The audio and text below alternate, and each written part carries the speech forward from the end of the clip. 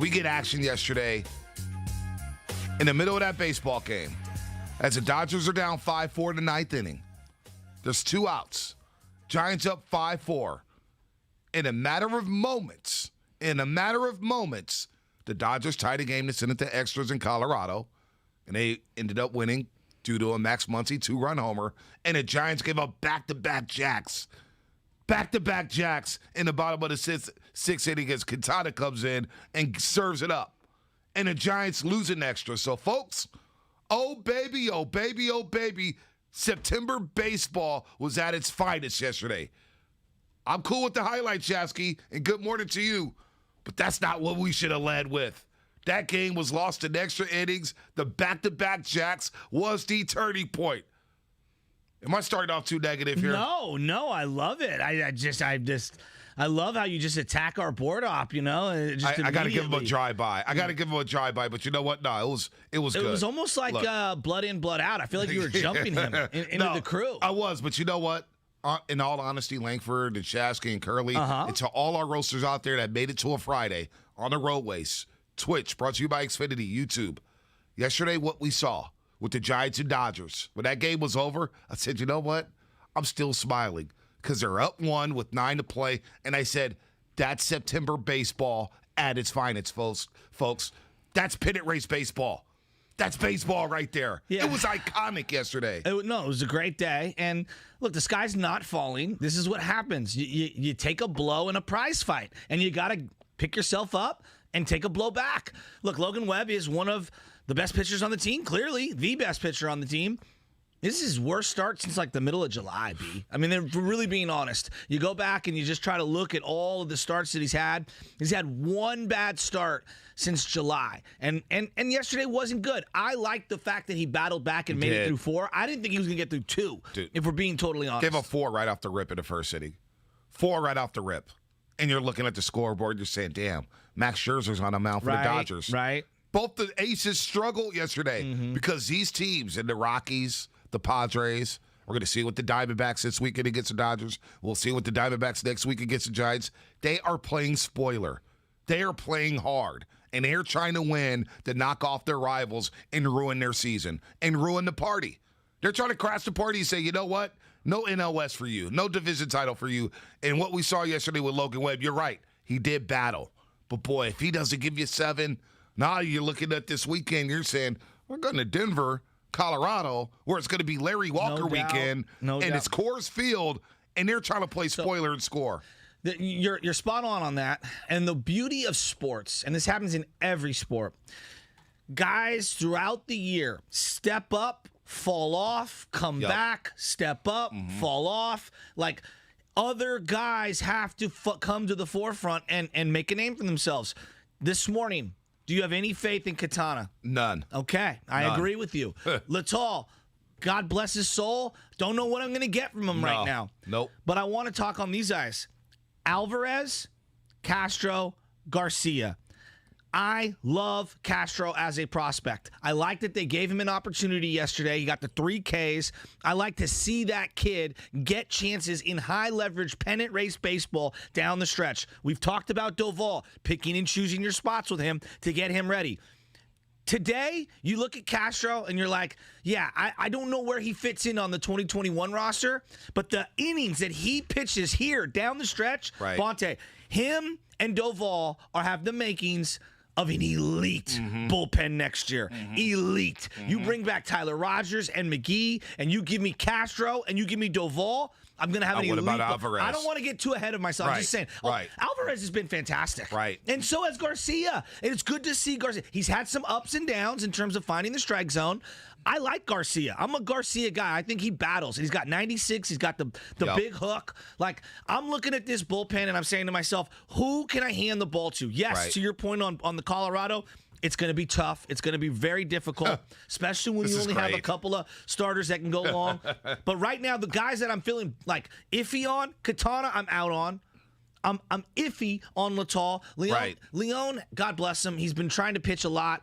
I feel like they've overused him. He's wearing down a bit. He is. But he's still got a 1.65 ERA, but it does feel like he's wearing down a bit. He just needs a couple days off in a row. He's the guy that keeps saying, I'll take the ball. If you've listened to Kapler in the postgame, he says, hey, man, like, this guy keeps volunteering to pitch. We need someone to – we have no one else to go. We got to pick and choose our spots. So yesterday was one of those ones. I wanted it.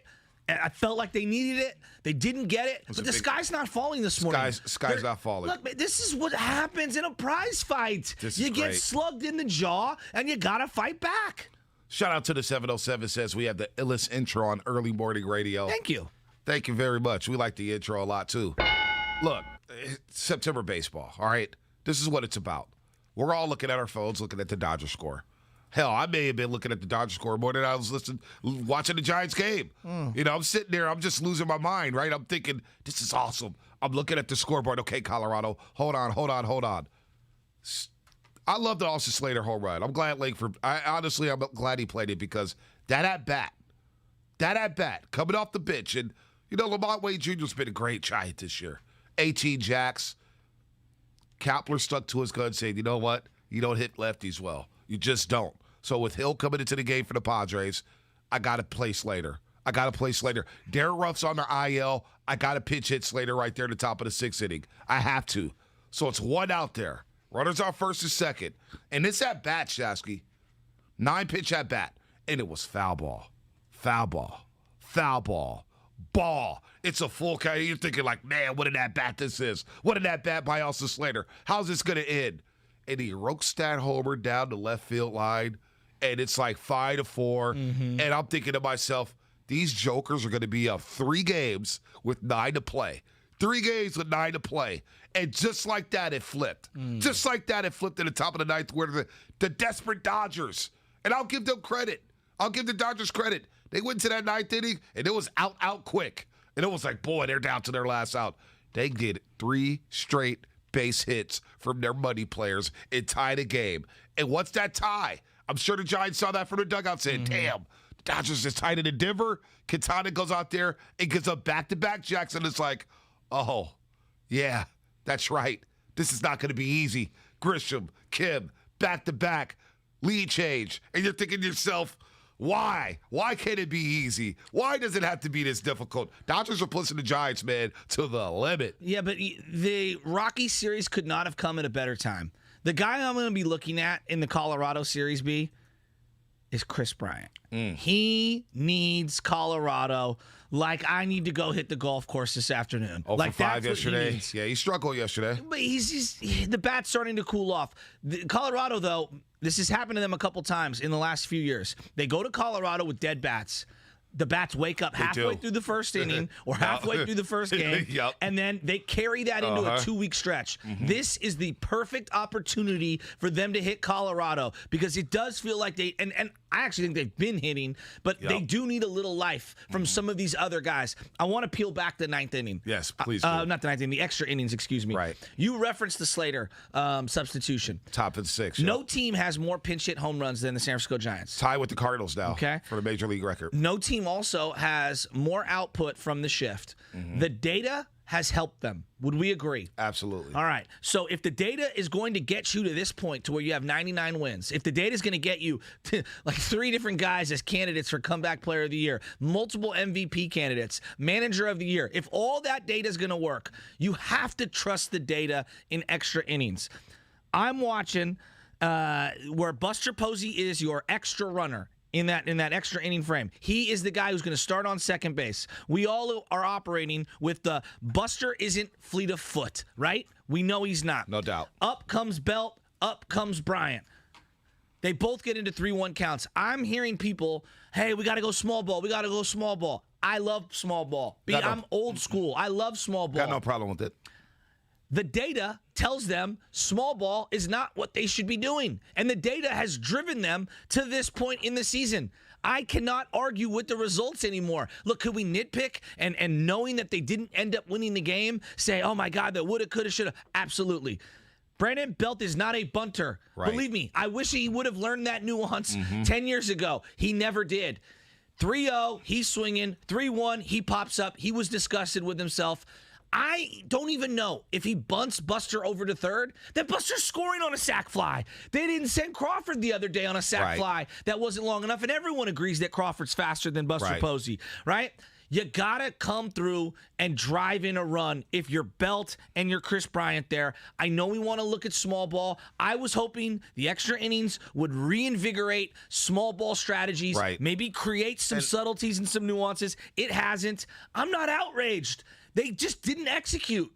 Yeah, I'm not outraged either. And the extra inning thing, like when the game was over, I was like, look, the Giants have benefited from extra innings. Heck, last Friday against the Braves, they benefited from extra innings. The Dodgers took advantage of it. They get to the top of the 10th inning. Max Muncy hits a 2-run jack, and it's like, damn, Rockies had their shot. They had a shot in every single game there, every single game. But should Belt have bunted? Sure. I have no problem with the bunt in the extra innings game, and I'm pulling up some data here that I saw early in the season. This is back in Gosh, this is back in May, late May, Shasky. Okay. This is May 30th. Sorry, I and got some in my eye. Yeah, no, I see that. Huh. I saw this on May 30th on Baseball Tonight. Percent of innings scoring a run in extra innings this season. Okay. This is back on May 30th. Okay. The first batter bunts, you have an 83% chance to score. If the first batter does not bunt, you have a 59% chance to score. So the data, this was back on May 30th. I can't imagine the data has gone down much. When you I got something in my eye. think about that. Going into June, the data said if the first batter bunts in extra innings, you have an 83% chance to score. And so why are so many people anti-bunting? It's not anti-bunting. It's there's a situation and a time and a place. If there was a quicker runner at second base, I would subscribe to it. Like B, right now you're giving me that data, and that is with usually the way we work is like WAR. WAR is average player equals X. Right. Is Buster Posey a below average runner or an above average runner or an average runner? Below average runner. Okay, so to me, that data doesn't apply to someone like Buster Posey because, hey, I can't guarantee that he's not going to get thrown out on a bunt going to third. Well, if you bunted down a third baseline, if you knew how to bunt, But, I mean, well, here's a great example. In the inning, the half inning after, they bunted the Padres, and they almost had to play at third base, but because they had a fast runner, they didn't throw to third. No doubt. Do you get what I'm going with this? No doubt. So again, normal situations, if Lamont Wade's at second, you bunt all day. I think Buster being at second base played into their decision, and I'm okay with it. Would you have pitch ran for Buster? I mean, there was nobody on. I don't think there was anybody on the bench. Yeah. I don't think they had any position players. I could be wrong there because Solano pitch hit. And this is where B. This is where not expanding to 40-man rosters in September. It hurts. This is where that nuance comes into play. No doubt. Because look, you would have gone Darren Ford, like for example. You're thinking of some of the base runners of years past. Absolutely, but I think that played into it, B. Because look, let's say even if you do execute that bunt, Chris Bryant has to drive a fly ball to be able to drive in Buster Posey. So, I don't know. I'm okay with them swinging. And here's the thing. Belt has been a good hitter with runners in scoring position this year. I'm not outraged over it. They didn't execute. They gave up home runs late. And credit the Padres. This is what happens. You can't win every game. You know? No, I'm with you there. Bottom of the sixth. To me, that was when I thought, boy, this is going to be tough to win. Because Giants go into that inning 5-4. You need a shutdown inning. You stole all the momentum. You battle back from a 4-0 deficit. All right? Yaz goes yard. It's 4-2. He needed that. He needed that. Slater comes in, and it's just a grind of an at-bat. And he comes through. And you go into the bottom of the sixth inning, up 5-4, said, if I could just get a shutdown inning. And Quintana gets 2 outs right away. I know. He gets 2 outs right away. I know. And you're like, boy, you go into the seventh up 5-4. All right? And then, boom, Grisham homers are right. And you're like, you got to be kidding me. I know. And I'm sitting there with Baby Ches. It was just Daddy and Baby Ches yesterday in the afternoon as Anna went to go get her nails done.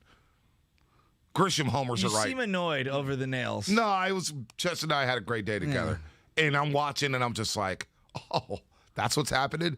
And then before you blink, Kim goes to center. I know. He goes to center and smacks it. And I'm thinking, and in a matter of moments, the Dodgers tie in the ninth inning at Coors Field, and they win it in extras. And I'm thinking, that was a 3-game swing in a matter of 5 minutes. It was. In a matter of 5 minutes, the Giants are feeling, we're about to be up 3 games with 9 to play. And in a matter of moments, the Dodgers still that thunder say, nuh-uh. We're not going nowhere. We're playing the Diamondbacks this weekend, and you better win because we're 1 game behind you. To me, yesterday, the afternoon games with the shadows, I'm thinking of all the great announcers, right? Vin Scully. I'm thinking of Kruk and Kipe. I'm thinking of Mad Dog Russo watching on the East Coast. I'm thinking of the diehard baseball. Carl Yastrzemski watching his son go yard in a big-time game. I'm thinking of you, Joe Shasky. I'm thinking of Pops. Yesterday, to me, was a great day for baseball. It was a great day for baseball. The Braves lose it to the Diamondbacks late in the game, thinking, oh, we're going to win the NL East. The Phillies are playing the Pirates. We got this one wrapped up. We blow a game in the ninth inning.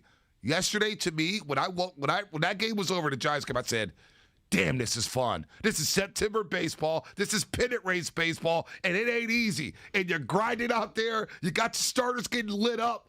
You lose a game. I get it. You're only 1 up.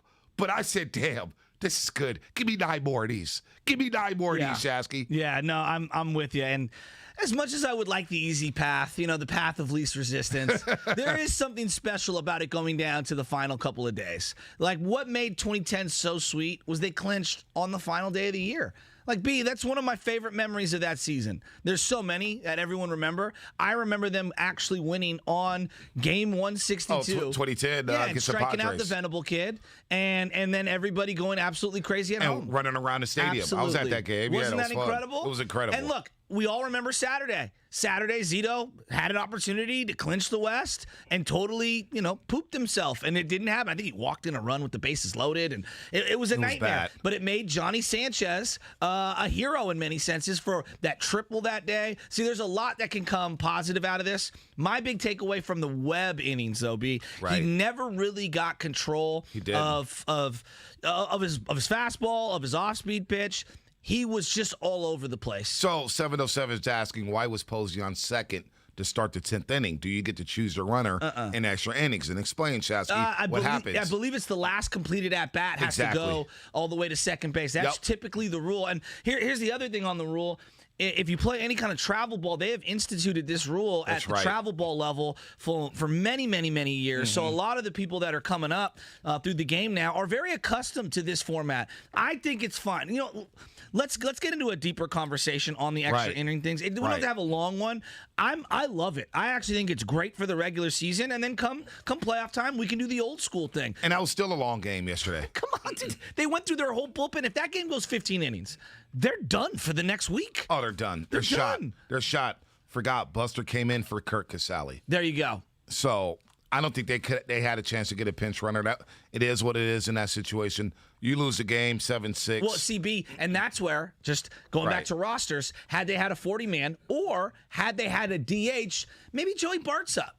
Right? Maybe. I mean, I'm just playing the maybe. Maybe Dubon is playing. You don't have a catcher, but you had to get rid of Chadwick Trump. Exactly. Maybe you keep Trump or Joey Bart for the late inning situation. That's a great point. This is where I go back to when we used to expand the rosters. You could bring up only 30. You could bring up 27, 28. You could bring up 40. And it gave teams opportunities in these last month of the game, the year, to try an arm, to look at a different guy, to be able to do more pinch running. It's just... Again, I understand why they did it because of COVID. I want the old school. Give me the expanded rosters. Hey, Cardinals win again. 12 in a row. Cardinals win again. 12 in a row.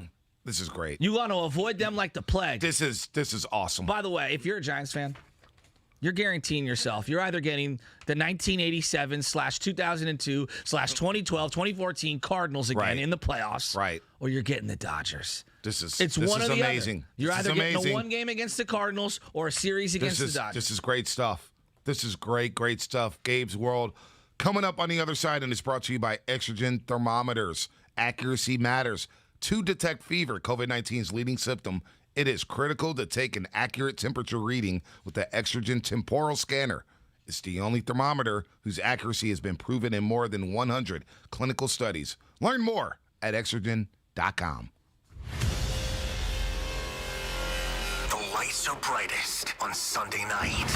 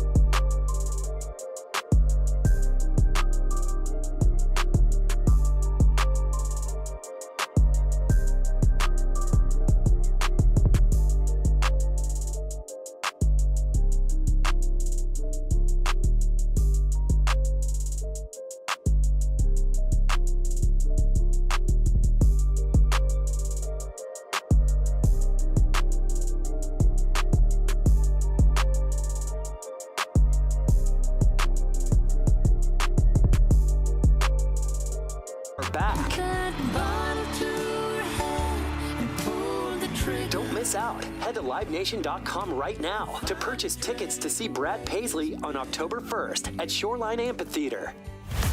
Breaking news on 95.7 The Game is powered by Odyssey and presented by BetQL. Become a better sports bettor. Get smarter to beat the books. Download the BetQL app or visit BetQL.com today.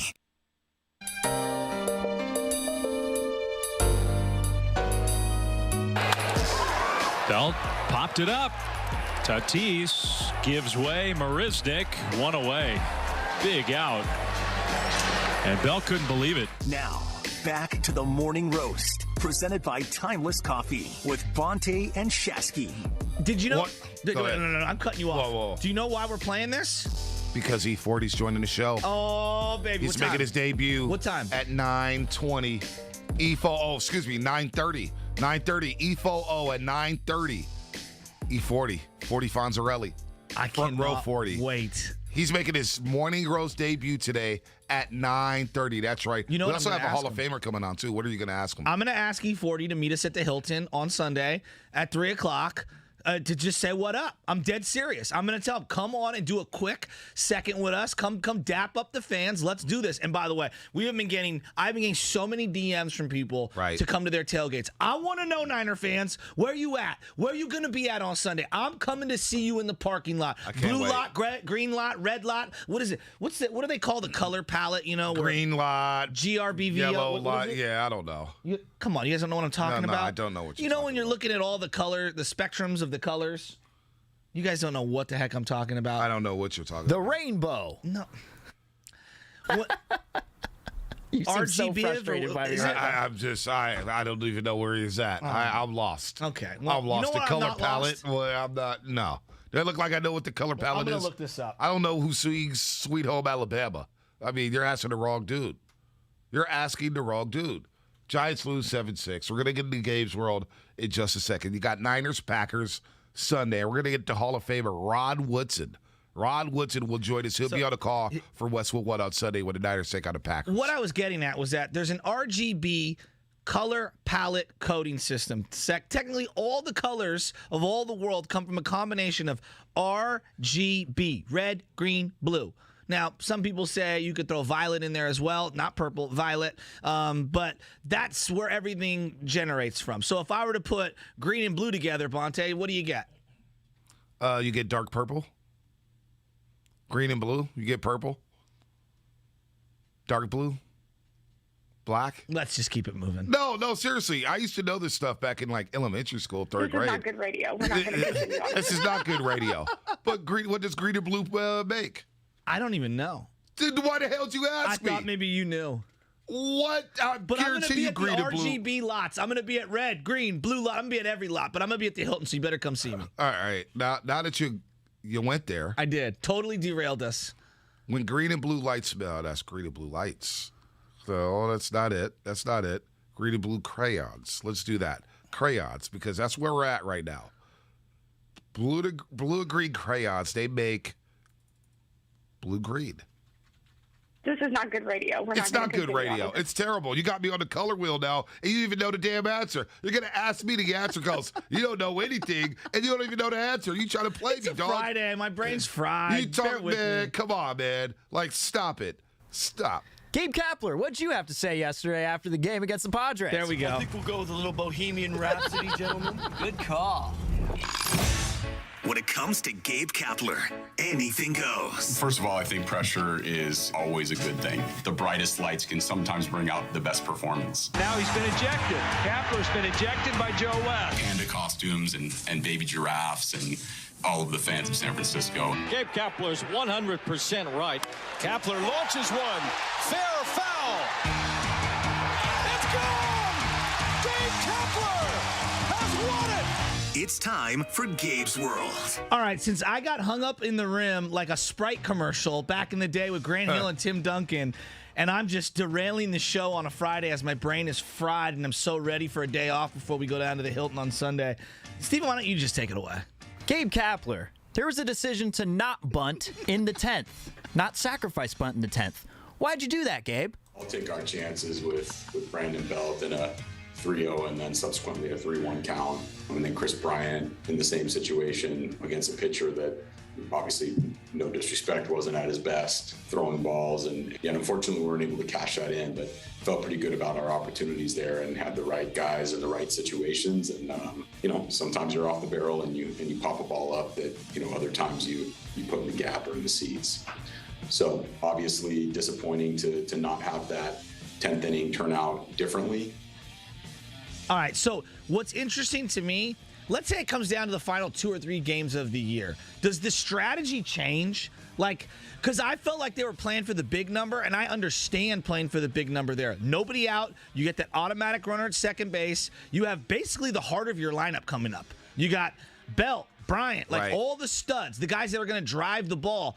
The last thing I like to do in those situations, 9 times out of 10, is take the bat out of their hands and give it out to the other team. I understand being aggressive in that situation and trying to ride the hot bats and say, we're not going to play for one. I don't have my closer. I don't have Rogers, and I don't have Duvall today, and I don't have McGee today. I understand saying, let's play for 2. Let's play for 3 runs here and really put our foot down on the Padres. It didn't work out. A lot of people are outraged. I have more issues in the bottom half of the inning and how they attack that. No, I'm with you here, and I'm still stuck up on this color wheel here because It's the color wheel. it's the color wheel. Okay. It's the I thought it was color called the palette. And it depends on how much of each color you mix together. Okay. If blue predominates, it would be a green blue. Okay. If green predominates, it would be a blue green. All colors usually stem from a primary or secondary, which will be considered as the base color. Blue is a primary. Blue becomes purple when added to the primary red and becomes a green when added to the primary yellow. Okay, Red so and yellow green together. is not a primary No, color. I guess not. And red and yellow together Stand down. make orange. How about that? Red and yellow together makes orange. Thus, purple, green, and orange are considered secondary colors. There you go. The more you know. All right, let's get back into the back half of that inning. All right, so in comes Leon, and God, me started on a color wheel, dude. that's my fault. I It is totally your fault. botched that. I And was you trying didn't to even know what you were talking about. Well, I was trying to do a great joke about the parking lots all being color coded, and it just It again just I got didn't hung work. up. I got hung It up. just at the didn't rim. work. Every now and then I paint a Picasso, and every now and then Now I I'm paint confused. something that should be thrown away. Dude, now I'm confused. Like when somebody says, hey, go meet me in a green lot, it's right next to yellow. And when in my mind, I'm going to mix green and yellow and say, oh, well, maybe he's in the purple lot. Does green and yellow make purple? Probably not. But I'm probably going to say it's going to be in the purple lot. Hey, I'm in the blue lot. I'm going to think, man, blue, red. Okay, there's mixed together. Oh, it's purple. Where's the purple lot? You got me all screwed up right now, so now I don't know where to go for the tailgates. Well, in my head now, I'm envisioning the Simpsons when they go to Krusty Land, like it's the Disneyland, and they go, remember what lot we're in? We're in the itchy lot, and Right. it zooms out, and the entire parking lot's called the itchy lot, and there's thousands of cars everywhere. All right, back to the back half of that inning. Leon comes in. They've got a runner on second, obviously. They bunt. Okay? They bunt to get the runner over. It ends up basically, it's second and third. That's what ends up happening in the inning. I wanted to see them walk the left-handed hitter who came up to set up the double play. I believe there was one out, correct, at that time? One out. One out. So you had runners on second and third and open base. Now, the numbers, which I've told you, that's what they're going with. They're Right. going to go with the numbers. Right. The numbers tell you Leon has actually been better against lefties than righties. Will Smith is in the on-deck circle. Will Myers. Will Smith. I'm all over the place Yeah, today. you are. Will Myers is on the on-deck circle, and they decide to go against the lefty, playing the numbers.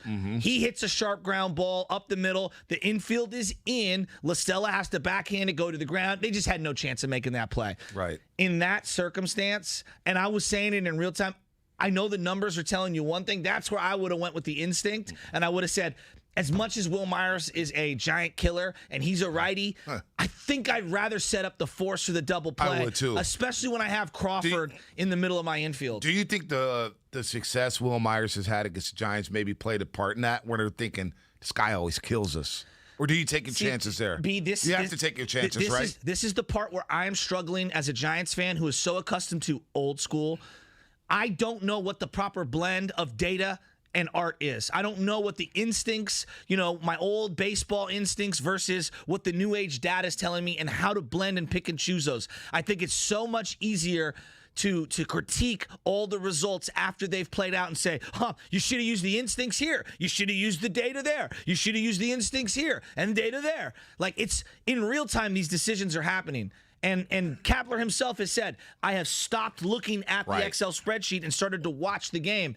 Yep. I cannot argue with their results, though, B. Mm-hmm. I think it's impossible for me to wake up this morning and be outraged that Kapler decided to go with the data that's been helping them all year. All right, so if this was a show, what color-themed would this show be? Would it be orange and black? Would it be red and gold? Because I'm all over the place with the colors. The one color I can't stand right now is blue, because after this happened... That one is hit deep to right field, and... it is tied up. Trent Grisham plants one in the seats. 5-5. He's got some power. That's hit deep. And that one is gone. And now the Padres are right back ahead. And the Padres go back-to-back jacks off of Quintana after he got 2 quick outs in the bottom of the 6th inning. And then Max Muncy did this, which made me not like the color blue a lot more. Our color blue is cool, but I don't like it when it comes to baseball because of this guy.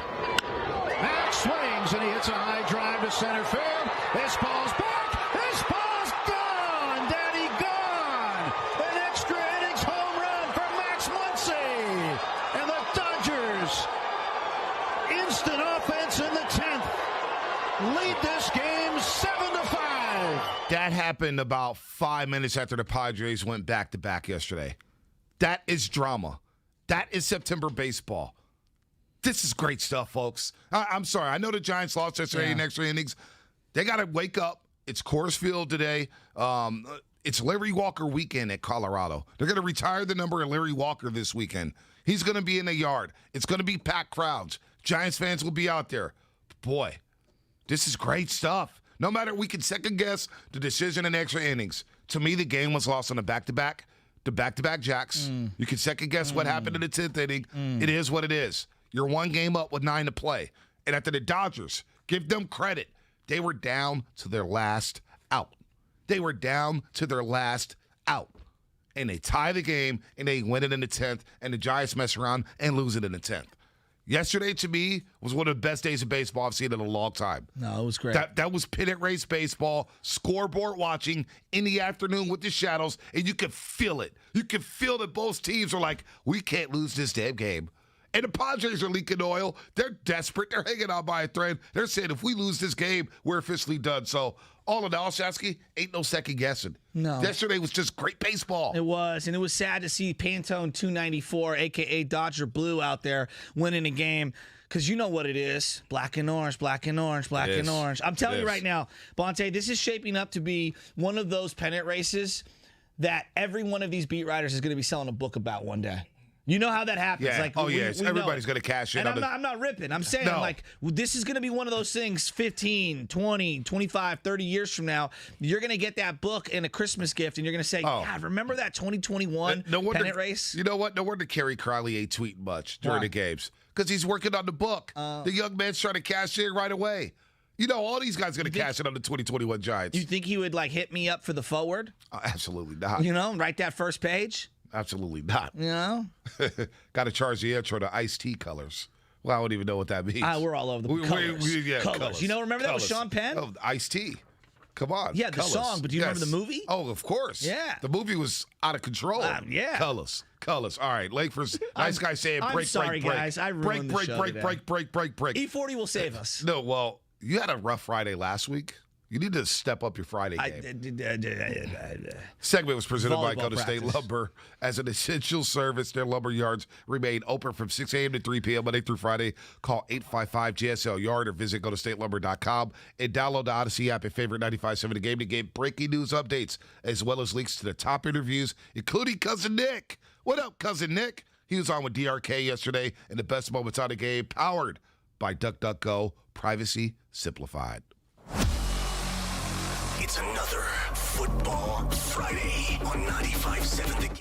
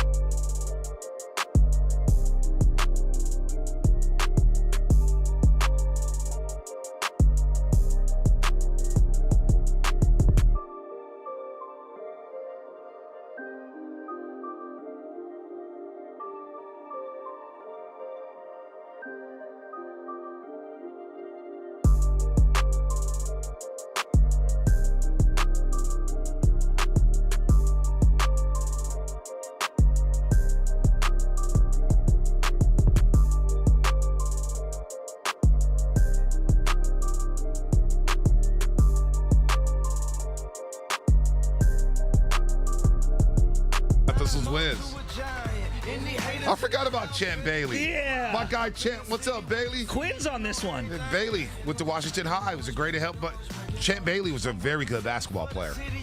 Very good basketball player. Was he? Oh, he had handles. Yeah? He had a jumper. He played JV hoops. Oh. Champ Bailey could play. He could play. He had speed. Hey, I'm telling you. Hey, so we're this is a good theme song for the San Francisco Giants. This was what, 2012? I don't think this is the 2010 was Ashcon. Yeah. All right, 2012 was probably Bailey's, right? Because then Bailey had who's got it better than us in 2011 with Harbaugh. Was a hitter. Was a hitter. It was a hitter. And then he went up to Michigan and did the same thing and reenacted it with Harbaugh in the video. And we're going to have Bang Bang Niner Gang, a.k.a. E40, 9:30. Bang Bang Niner Gang. I'm so fired up. I'm seeing mid-October from 2010 for this one. Really? Wow. So Ashcon and everybody cashed in. There's a great article on the old website that Bill Simmons ran, Grantland, where they said, you know what team's winning? When the local artists start to come out with rap songs. Of course. That's when you know the vibe is coming. Yeah. That's when you know, like, okay, team's rolling right now. You get your Ashcons, you get your Champ Baileys. Champ Bailey can actually rap, though. He can rap. Larry June has to be the one to do the Giants this year. I mean, I don't know how big of a fan he is, but he wears so much Giants gear, and he's all about that orange. They had him promoting the City Connect jerseys. There's that, too. So I got no problem with that because the little birdie told me we might be getting some freebies. Really? Yeah, I got connections. Free as me? Yep. Free as me? I'll rock the City Connect jersey. I was going to say, I'm going to get a free one like I did that Black Niner jersey, and I'm going to be repping it all the time. And you don't even like the Black Niner jersey. No, I don't, but you know what? I'll wear it. It's got my name on it. 888-957-9570. What jersey are you wearing Sunday? I'm not wearing the jersey Sunday. I'm not wearing I'm wearing my new 75 throwback. Okay. Yeah, personalized. What do you think I'm going to wear? The collared shirt, flannel. Yeah. Looking real basic. No, looking professional. Farmer B. Professional. Fitted. I'm so excited dope to shoes. be back at Levi's. Yeah, we're going to be at the Hilton Hotel Sunday. Come to the Hilton Hotel. The tailgate is free. The brisket fries. They got a Thunder Dog. They got the chicken strips with the special sauce. The special sauce. Oh, the special sauce. It is really good. It's like D4 being good. But it may be better. It may be better. D4 looks good. All right. We got the special sauce. We're going to be at the Hilton Hotel Sunday, the closest hotel to Levi's Stadium, and you got Niners-Packers. You got Niners-Packers. Sunday Night Football. We're going to break it down. Rod Woods is going to join us at 8:30. How do you guard Devontae Adams with the Yamador Lenore and Josh Norman? I like these two young kids. Oh, well, I like Lenore, who's young. Norman's an OG. But you got Devontae Adams coming to town. How are you going to guard these guys? How are you going to guard these guys? It's going to be a lot of fun. We're going to break down the Niners-Packers a little bit later, but we're rolling on Giants because they lose yesterday in extras. And this segment is presented by Go to State Lumber. As an essential service, their lumber yards remain open from 6 a.m. to 3 p.m. Monday through Friday. Call 855-GSL-YARD or visit GoToStateLumber.com. Brendan and Chambry will get you in a second here. How you feeling, Giants fans, about that game yesterday? Are you ticked off? Because I found it hard for myself to get ticked off. I said, damn, it would have been nice to get that one. That's the way I would was have been at. nice to get that one. But you know what? I said, these guys busted their asses yesterday. Logan Webb didn't have it. He gave up 4 runs in the first inning. And to see the Giants battle back again and scrap. Look, they had already won the series. It's tough to sweep a team in their home yard. You had the brooms ready. You wasn't able to sweep them up. All right, it's all good. You still leave San Diego in first place. And now you go to Colorado. Dodgers are going to Arizona. They both get a day off Monday. Giants fans, what is it going to look like when we get here on Monday? What will the headline be for the Giants? Will they still be 1 game up in the National League West? This is just fun to me, though, Shasky. To me, not having sports for a year and a half, or basically a year without the fans, and now you get the fans back, and now you get pennant race baseball, and you got the Dodgers and Giants battling. The Giants have 99 freaking wins. 15-6 in September. 15-6 in September, and you got to win every damn game. Right? You got to be 15-6. Yeah, you got no choice but to be 15-6. Well, I think this is just great. Shasky, I'm having a lot of fun during this pennant race, man. No, it's been exhilarating. I said last year that I fell back in love with baseball during that 60-game season. I think I needed that from my soul. I did too. And I thought it did a really good job being able to bring in so many new casual, fringe, old school baseball fans who maybe lost their love or never had a love at all for the game. And I think this year's been awesome. I'm watching Ohtani run the bases last night. I mean, that guy, he's on pace for 50-something home runs. How about Salvador Perez with the Kansas City Royals? Most home runs the catcher's had in forever. 46 bombs. Unreal. 115 RBIs. Vladdy Jr., what he's doing with the Blue Jays. Who isn't a Blue Jay fan? I mean, baseball's been great this year. And the West Coast matchups have been awesome. The team with the most talent that's underperforming in all of baseball has an opportunity to play spoiler within the NL West when it's all said and done. And then could land a 3-time champion manager days after the season's over. You know what I'm actually worried about? And I had this thought yesterday. What's that? What if the Dodgers go to the wild card game and lose? Dave Roberts is not making more than $1 million, $1.5 million as a manager of the Dodgers. Don't say it. You know where I'm going here. What if the Dodgers fire Dave Roberts and they stick a knife into the Giants by saying, we're hiring Bruce Bochy. Bruce Bochy, come to L.A. Would Bruce Bochy do that? Because he's managing again. Shasky, he is managing a big league club again, and he's going to be on the West Coast. You're right. He will be on the West Coast. I would love for him to go to Seattle. Just go to Seattle and just get out the way. Anywhere but the Padres and the Dodgers. I just don't want him to be in our division. I can see that guy managing the Dodgers. Okay, my friend. I can see him managing the Dodgers. It's honestly, that's going to hurt. It's going to hurt a lot. I could see it. It's going to be one of those two, though, isn't it? You know it is. It's going to be the Padres because Jace Tingler, there's no way Jace Tingler's sticking around with that talent. They're going to fire him. But Bochy's going to look and say, oh, I get Trey Turner. I got Max Muncy. I got Mookie Betts. I can fix Bellinger. I've got an old Kershaw, but hell, I still have Walker Buehler, Urias, and I got Max Scherzer. We could re-sign Max Scherzer. And I could work this pen, and I have an unlimited payroll like I had in San Francisco. You know what? That would be the biggest giant Dodger flip since Jeff Kent. Right? I mean, Brian Wilson was one thing. Uribe was one thing. Brett Butler. Jason Schmidt was one thing. Brett Butler. Dusty Baker. Dusty Baker being going from the Dodgers to the Giants was huge. I know. Right? This would be the biggest one of all time. Do we even have to do that right now? No, I don't want to do that right now. We don't. Let's go to Brendan. Yeah. Brendan in Newark. What's up, man? You're on the Morning Roast here on a Friday. What's going on, guys? I swear, Joe, every time I get on hold, it's like you and I have a mind meld. Like, we start thinking the exact same thing. Oh, yeah, great minds think alike, right? The abbreviated season last year, I don't care about extra inning games that end in a loss. Thank you. Extra baseball. We're getting so much more time to look at these players, see them get out there, and really battle. 17 pitch hit home runs this season. That's amazing. Amazing. I'm loving it. I cannot wait for playoff baseball in San Francisco. I cannot wait for playoff football down in San Francisco/Santa Clara. I'm going to be wearing my extra medium lucky Niner shirt underneath that throwback Kittle jersey. Let's go. I'm just excited. Are you coming to the game on Sunday? I want to be there so bad, but I've got my kid's birthday this weekend, so I can't get out there. It's all good. Hey. I'm bringing her to at least 3 games this week. Awesome. Well, I want to make sure that you come down and come see us because you're a good caller. You know your sports, but come see us at the Hilton. And if anybody's having a tailgate, tell us where. We're going to kind of pop by. We're going to get down there early. I'm going to try to get down there by 2-ish. Yeah, I'm going to be there early. I'll be there early. I'm going to try to get down there. I already promised a couple people I'm going to show up to the tailgate. And believe me, your boy is going to try to elevate your tailgate by trying your food for free. Banjo Man got nothing on me. Oh, man, Shasky will eat your food. By the way, shout out to Timeless Coffee, getting us through another single week. I'm having here a rough on the week. Morning Roast. You needed the coffee. I did today. I needed a coffee. But you know what? I got a jolt. I got a jolt yesterday with these baseball games. And I know the Giants lost. But damn it, I'm thinking to myself, I'm out here scoreboard watching. I'm looking at my Giants scrap and get back in because Logan Webb has been the stopper. Logan Webb day usually means it's win day. And he gave up 4 right off the bat. And I said, oh, it's going to be one of these type of games, huh? It's going to be this type of party. And it was a grind. And Quintana, he had his moment. He's given up 12 home runs this year. Quintana's given up 12 home runs? Yeah, that was the stat. Well, here's 2 of them. That one is hit deep to right field, and it is tied up.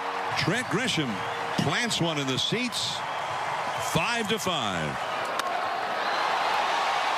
He's got some power. That's hit deep. And that one is gone.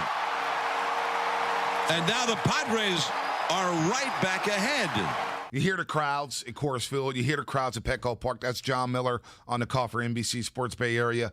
They are into it. These crowds are loud. Mm-hmm. It's getting, even in Arizona, I'm watching the Braves blow it, and the few Diamondback fans that was there, they're getting all jacked up thinking, hey, we just won a big game against the NL East, against a team that's winning the NL East right now, and the Phillies gain ground on the Braves. Look, Quintana, that's not good. That's not good. 12 home runs, Shasky. Mm-hmm. That's, oh my gosh. It's like you're just realizing it. No, he's given up 5 home runs.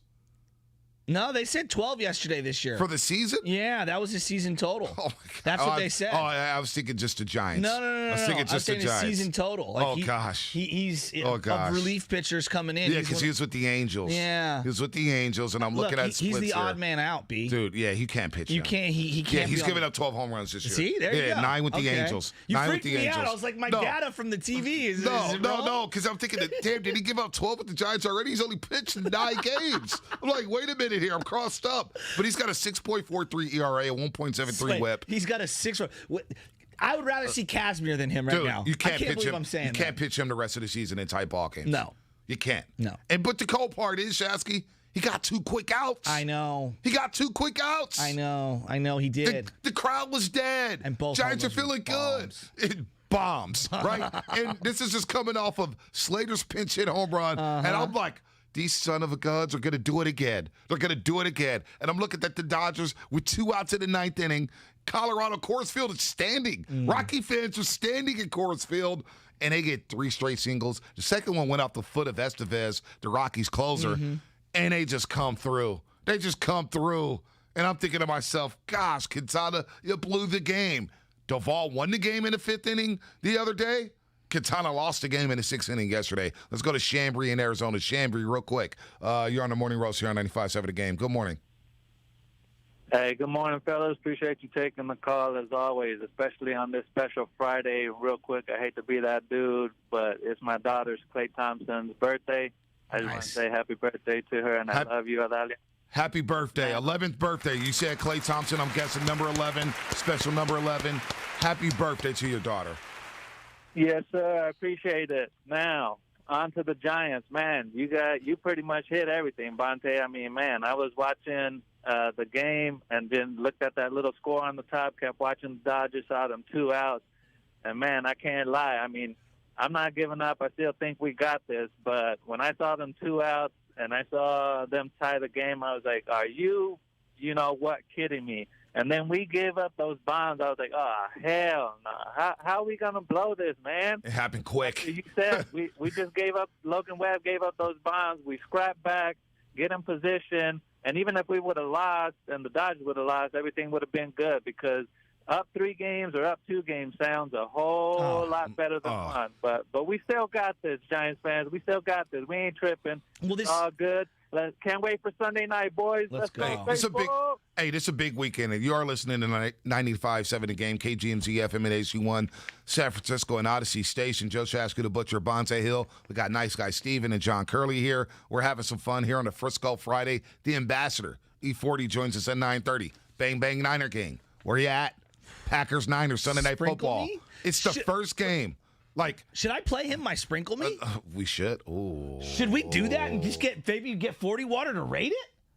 Steven's like, nah. I'm kind of with it. I'm kind of with it.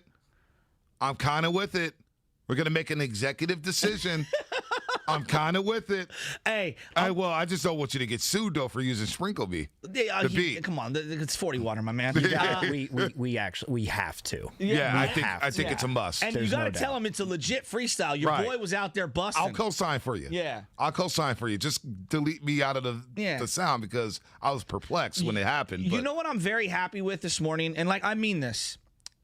I'm happy there's no whining and crying and complaining about the extra inning rule. I saw some of the negativity rolling in, and look, I understand change always disrupts people. Always. I don't care what it is. We make any kind of little tweak or whatever to our normal schedules in anything, people lose their minds. I understand that. There's an accident up ahead, and you have to take a different route. We lose it. The way it's set up with baseball, it's such a marathon. If we had no extra inning games at all, your bullpen would be taxed already. Oh, yeah, already. they'd be done. I don't care what team you are. Every team right now has no starting pitching outside of the Dodgers and the Brewers, and a bullpen that's taxed in the last 2 weeks of the season. Right. It's a television product. There's also an element of trying to wrap things up so that you don't depreciate every single team and they waste all their resources for a week. If a catcher plays in a game that's 14, 15, 16 innings, he's wiped out for the next day or the day after that in some cases. This is about saving the players from themselves. It's about condensing the games. Yes, the purity of 1915 baseball has been eradicated. I wanted, and I'm hoping that because of these changes, we will see invention by experimentation, meaning you're going to see teams try different defensive formations. We've been talking today. Think of the strategy we've talked about this morning that we haven't talked about all year.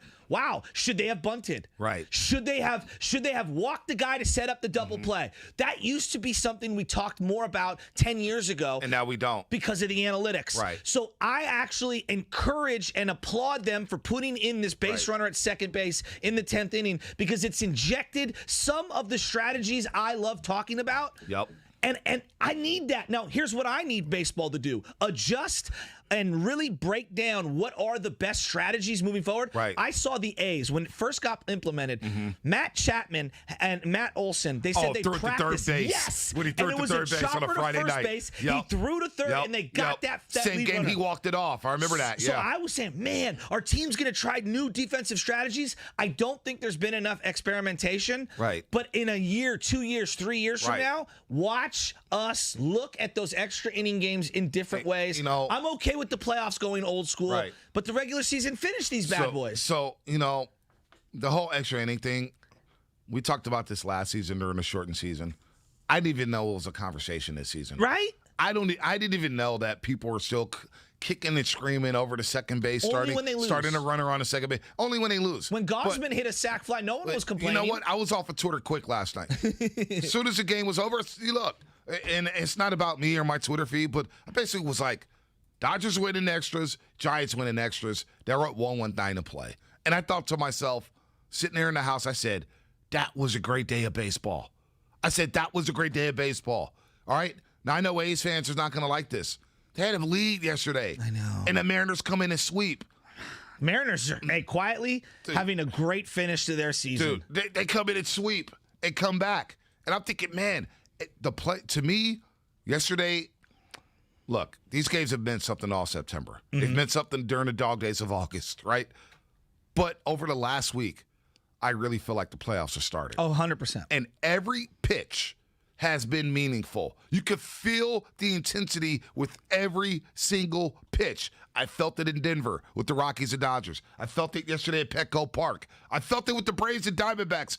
Every single pitch. Astros, Angels, right? Lance McCullers is on the mound. Angels trying to play spoiler and say, nah, you're not going to pop champagne on our behalf. You know what I'm saying? Like, it is just, I'm in love with the game of baseball right now. And the extra anything, if you're complaining about it, you just don't like change. No. And you just want to complain about something that doesn't even matter. But the Giants had their chances, and nobody was complaining. Exactly. And nobody was complaining the previous Friday when the Giants played the Dodgers. And I was at that game. We were like, you know what? The drama. Think about the drama in that game. Yes. Runners on third.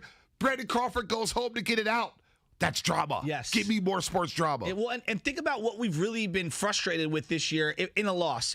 You pitched player X. You should have pitched player Z. Right? That's been one of the big talking points. Tyler or McGee in the ninth inning. Who do you go with? How refreshing is it? Hey, should they have walked that guy to set up a double play? I like it. Should the Giants have bunted? Like, I just find that to be refreshing and awesome, and I'm glad we're having them old school baseball combos. And if this was a normal game that didn't go into extras, none of those are talking points. No doubt. And I just for a second I wanted to pause and appreciate that because I love small ball strategy, and I love that they have this nuance in the game. Look, I have no idea who was complaining. You said people were complaining. I have no idea who was complaining. I just didn't even pay attention. Yeah, no. I was just I'm like, with you. I was like, how can you watch that game? How can you watch that 10-inning game where Logan Webb comes out and he's the ace? He's the ace. Mm-hmm. And you're like, man, can you get 5 innings? You didn't get a pitcher to go 5 innings. A starting pitcher to give you 5 innings in this series against San Diego. That's crazy. They are limping with the starting rotation. And you got Alex Wood going tonight against a guy who hasn't made a start since 2019. I mean, and come on. I think he was 3-7 in 2019. And it's for the Coors Rockies. Field. Yes. And it's Coors Field. So if you get 5 from Alex Wood today, that's a bonus. You ever heard of Peter Lambert? Nope. Yeah, he's the starting pitcher, 24 years old, 6'2", from Colorado. He was the second-round pick. Let me give you his numbers. In 2019, he didn't pitch in 2020. I think it's also because of the minor leagues not being around. He was 3-7 with a 7.25 ERA. That's the guy you're going up against tonight. Is he going to be the starter, as in going in and get yanked? I don't know. But Alex Wood, you got double-digit wins right now. This is a big game for him to get into the 5th or 6th inning. I'm throwing up the 5. Just get me through 5. I need 5. Yeah. I need 5 innings from Alex Wood. Remember what it used to be? Bum, can you get me to the 8th? Can you get me to the 8th? Can you get me to the 8th? The 7th would be good, but can you get me to the 8th? I just need 5. Yeah, I'm with you. Just give me 5. And if you give me 5, you get to Saturday, and then you got Gosman on Sunday. But Wood giving you only 4 yesterday. He gave up the 4 runs in the first inning. It hurt, but he battled, though. He battled. And when you throw almost 50 pitches in an inning, you're done. Like, that's Done. You know you're not going to make it the 6th innings for a quality start. That was a grind. Langford, get in here, man, because I see your mouth moving. There's one thing. If the Giants make that wild card game, though, and I was kind of put on notice with this yesterday, but you know how seeding is talked about a lot, where MLB playoffs need to take on NBA seeding and that whole format. Well, with the White Sox winning the Central yesterday, and they clinched the Central for the first time since 2008, you know how many games back of the Giants they are? At least 10. They're 13 games back of the Giants. But the next team up in the NL Central, or excuse me, the NL East is the Braves, or is that the Central? Whatever. The Braves. They're about to win the division, possibly. They're still 2 games up on the Phillies right now. Right. They're currently 19 games back of the Giants. Wow. So if the Giants get a wild card spot, it ends like this, I'm going to be so pissed. And they go up against the Cardinals, who have won 12 in a row. 12 in a row. But why do the Braves get a pass and they don't have to play the wild card? That doesn't Shouldn't make the sense lowest division winner, the division winner with the worst record, have to play the winner of the wild card game? It should be that. Well, it should be based on overall record. Like, that's the way it should be. And this is what happened also in the NFC multiple times between the Niners and the Seahawks. Go back to 2013. The loser of the division has to play in the wild card round. Okay, the winner in the division, automatic home field advantage all the way through. And you have to go to places where you have a better record than all year and played in a tougher division. They did the same thing in 2019. Imagine if you're a Seahawks fan. We always look at it from the Niners perspective. We hosted that NFC Championship game. Seahawks had the second best record in the NFC that year and went on the road. Yep, that's insane. It happens. It does. It happens. I don't like it. Here's a little nuance on the Dodgers. It's actually good that they put Bellinger on the IL. Yes. Because now they're able to play Pollock and Gavin Lux. AJ and Pollock both is of those back. better players are better. Dude, they said he's hurt. It's really a mental rest for Bellinger.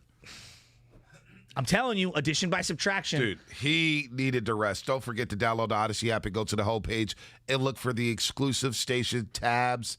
Look, I know we're not going to do Pandora's Box this week. We're going to put it on ice. A lot to get to today. It'll be back next week. But your boy does love alternative rock. And you can find alternative rock right here on the Odyssey app. I'm telling you, there's something for everybody. Hip-hop, R&B, classic hits, little rock and roll. You got everything. You got alternative rock for your boy, Bonte Hill. And look, the new Odyssey exclusive station on the Odyssey app is brought to you by Macy's, Geico, a Coke Zero Sugar. Don't forget the Hilton Hotel on Sunday. Tailgate party, baby. Free. Baby mamas, baby daddies, moms, pops, grandmas, grandpas, kids. Bonte loves the kids. Come out to the tailgate at the Hilton Hotel. We're going to have a lot of fun with the kickoff show from 4 to 5 p.m. and get you ready for Niners and Packers here on the roast. Your call's coming up. We need a little roll call. Bang, bang, Niner gang. Where you at? 888-957-9570. Let's talk here on the roast. The lights are brightest on Sunday night.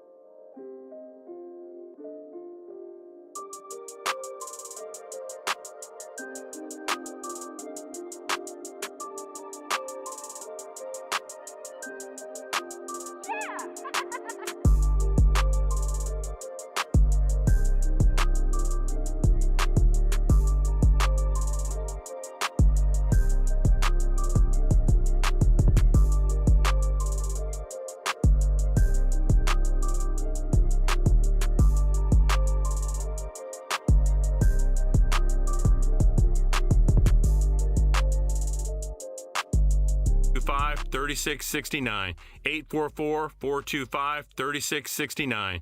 It's the biggest no-brainer in the history of mankind. Licensed by the Department of Business Oversight under the California Residential Mortgage Lending Act. NMLS number 3304. Not all loans apply. Equal housing lender. Visit us at LennoxHomeLoans.com or call for additional cost information. Other restrictions apply. Rates subject to change. Get in zone, AutoZone. Welcome to AutoZone. Dashboard light problems? We can help. Our free Fix Finder service can read your check engine light, ABS light, and service indicator light, and give you possible solutions, verified by licensed technicians. You'll even get detailed results sent straight to your email so you have them when you need it most. It's the most complete free warning light report backed by technician-verified fixes. The free Fix Finder service, only at AutoZone. Get in zone, AutoZone. More details at AutoZone.com. For the ones who are always in the know. Delivery confirmed. For the ones who keep things running. For the innovators and the problem solvers. Grainger offers supplies and solutions for every industry, experienced staff at local branches, and free access to experts to help answer your toughest questions. So whatever challenge you face, we have the knowledge and products to help. Call, click Grainger.com, or just stop by. Grainger, for the ones who get it done.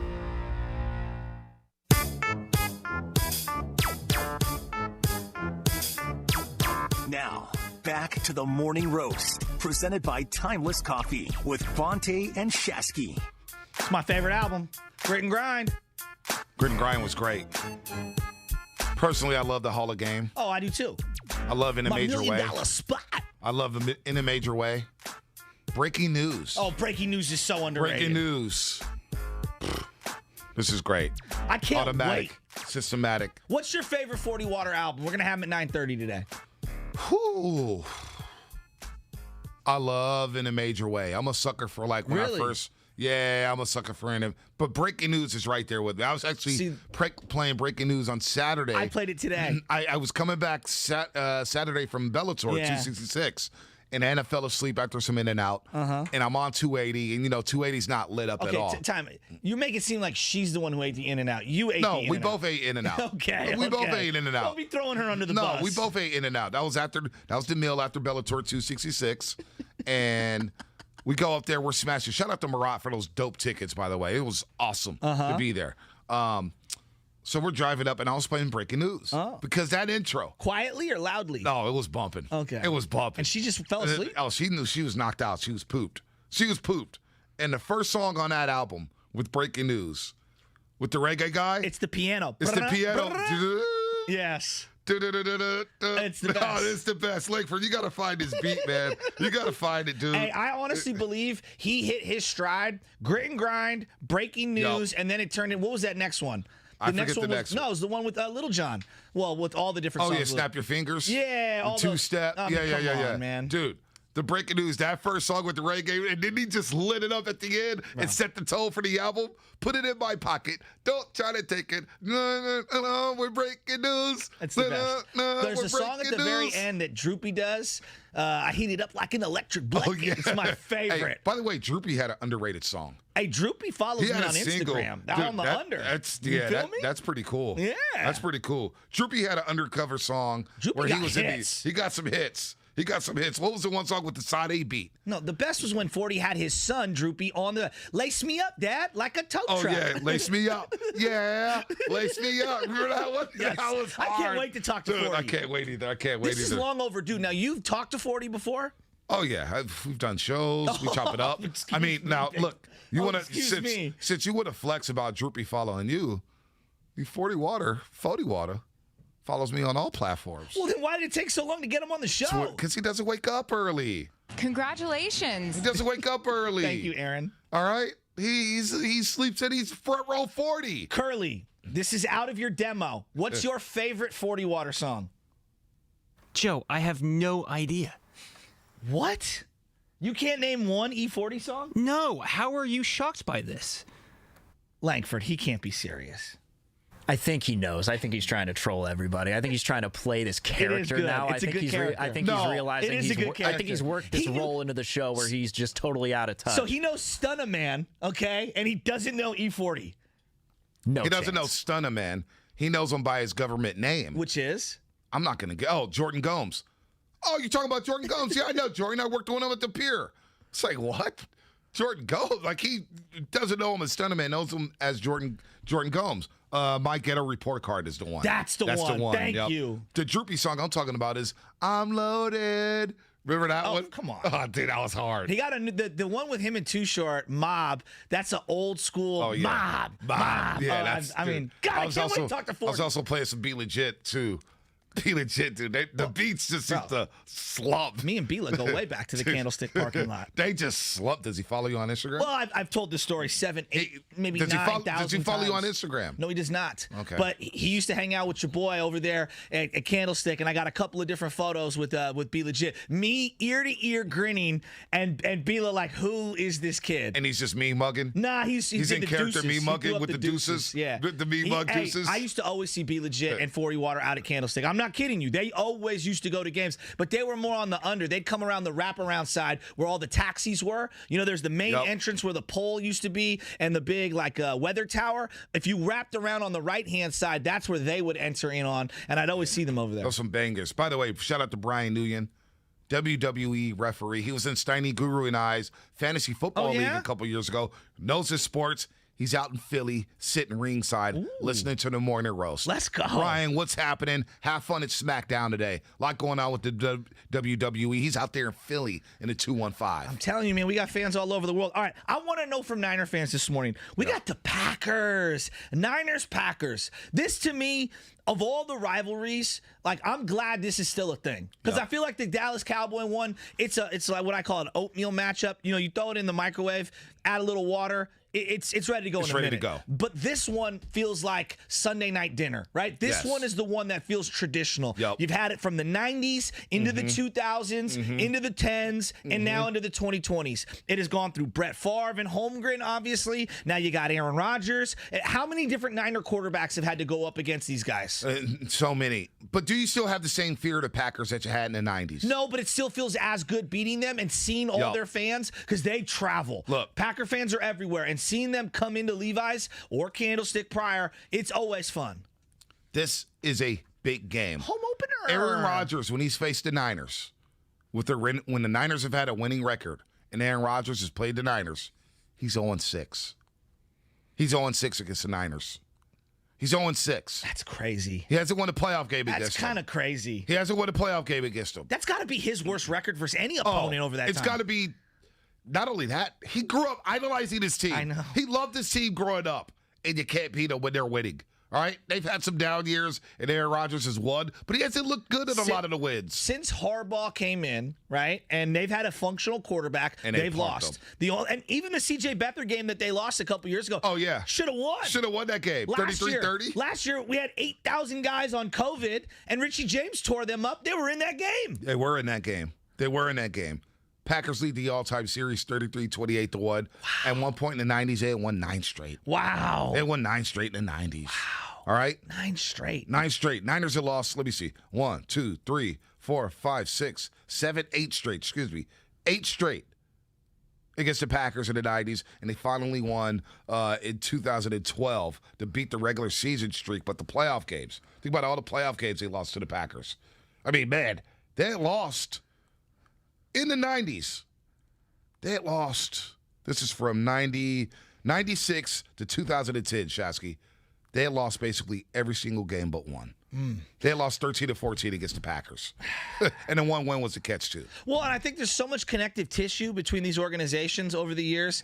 Obviously, there's a quarterback rivalry, right? You had Steve versus Brett. Steve forever couldn't shake Brett. Brett was better than Steve for a long time. Brett owned him. He did. He owned him. Mike Holmgren should have felt, I think, in his mind that he should have got more of an opportunity with the Niners in terms of being a head coach. Seifert had done such a great job, and Mike Holmgren owned him for a long time. And then you look at, like, now the modern day connective tissue, LaFleur and Shanahan.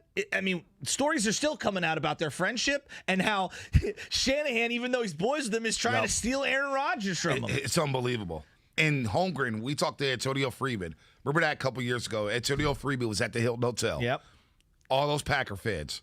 And when Antonio Freeman talked about the 96 game in the playoffs, when the Packers made a name for themselves, when they arrived in the NFL, and they came to Candlestick Park, Adam Walker with the fumble. Early. They hit. You're a line. They went out there and smacked the Niners around, and Antonio Freeman said, we knew it was a big game for Mike Holmgren. He wanted to win that game so bad being in Candlestick Park. And they punked the Niners. And it led off to a string of wins for the Packers that ended up punking the Niners. Was it 97 when Desmond Howard, and it was in the rain, and Steve Young had the broken ribs? Was that the following year? That was in Green Bay? The second round game. Yes. January 4th, 1997. Yeah. The week before, the Niners had played the Eagles in the wild card game, lost 14-0. Steve Young got his ribs broke by running to the touchdown at the goal line. That's right. Then he had to wear the flak jacket. He looked couldn't terrible go. in that He game. looked awful. The Niners had cut it to 7, and then Desmond Howard happened, 2 punt returns, and it was like, you can't beat this team. No. You play them in the NFC Championship the next season at Candlestick Park, where your only touchdown came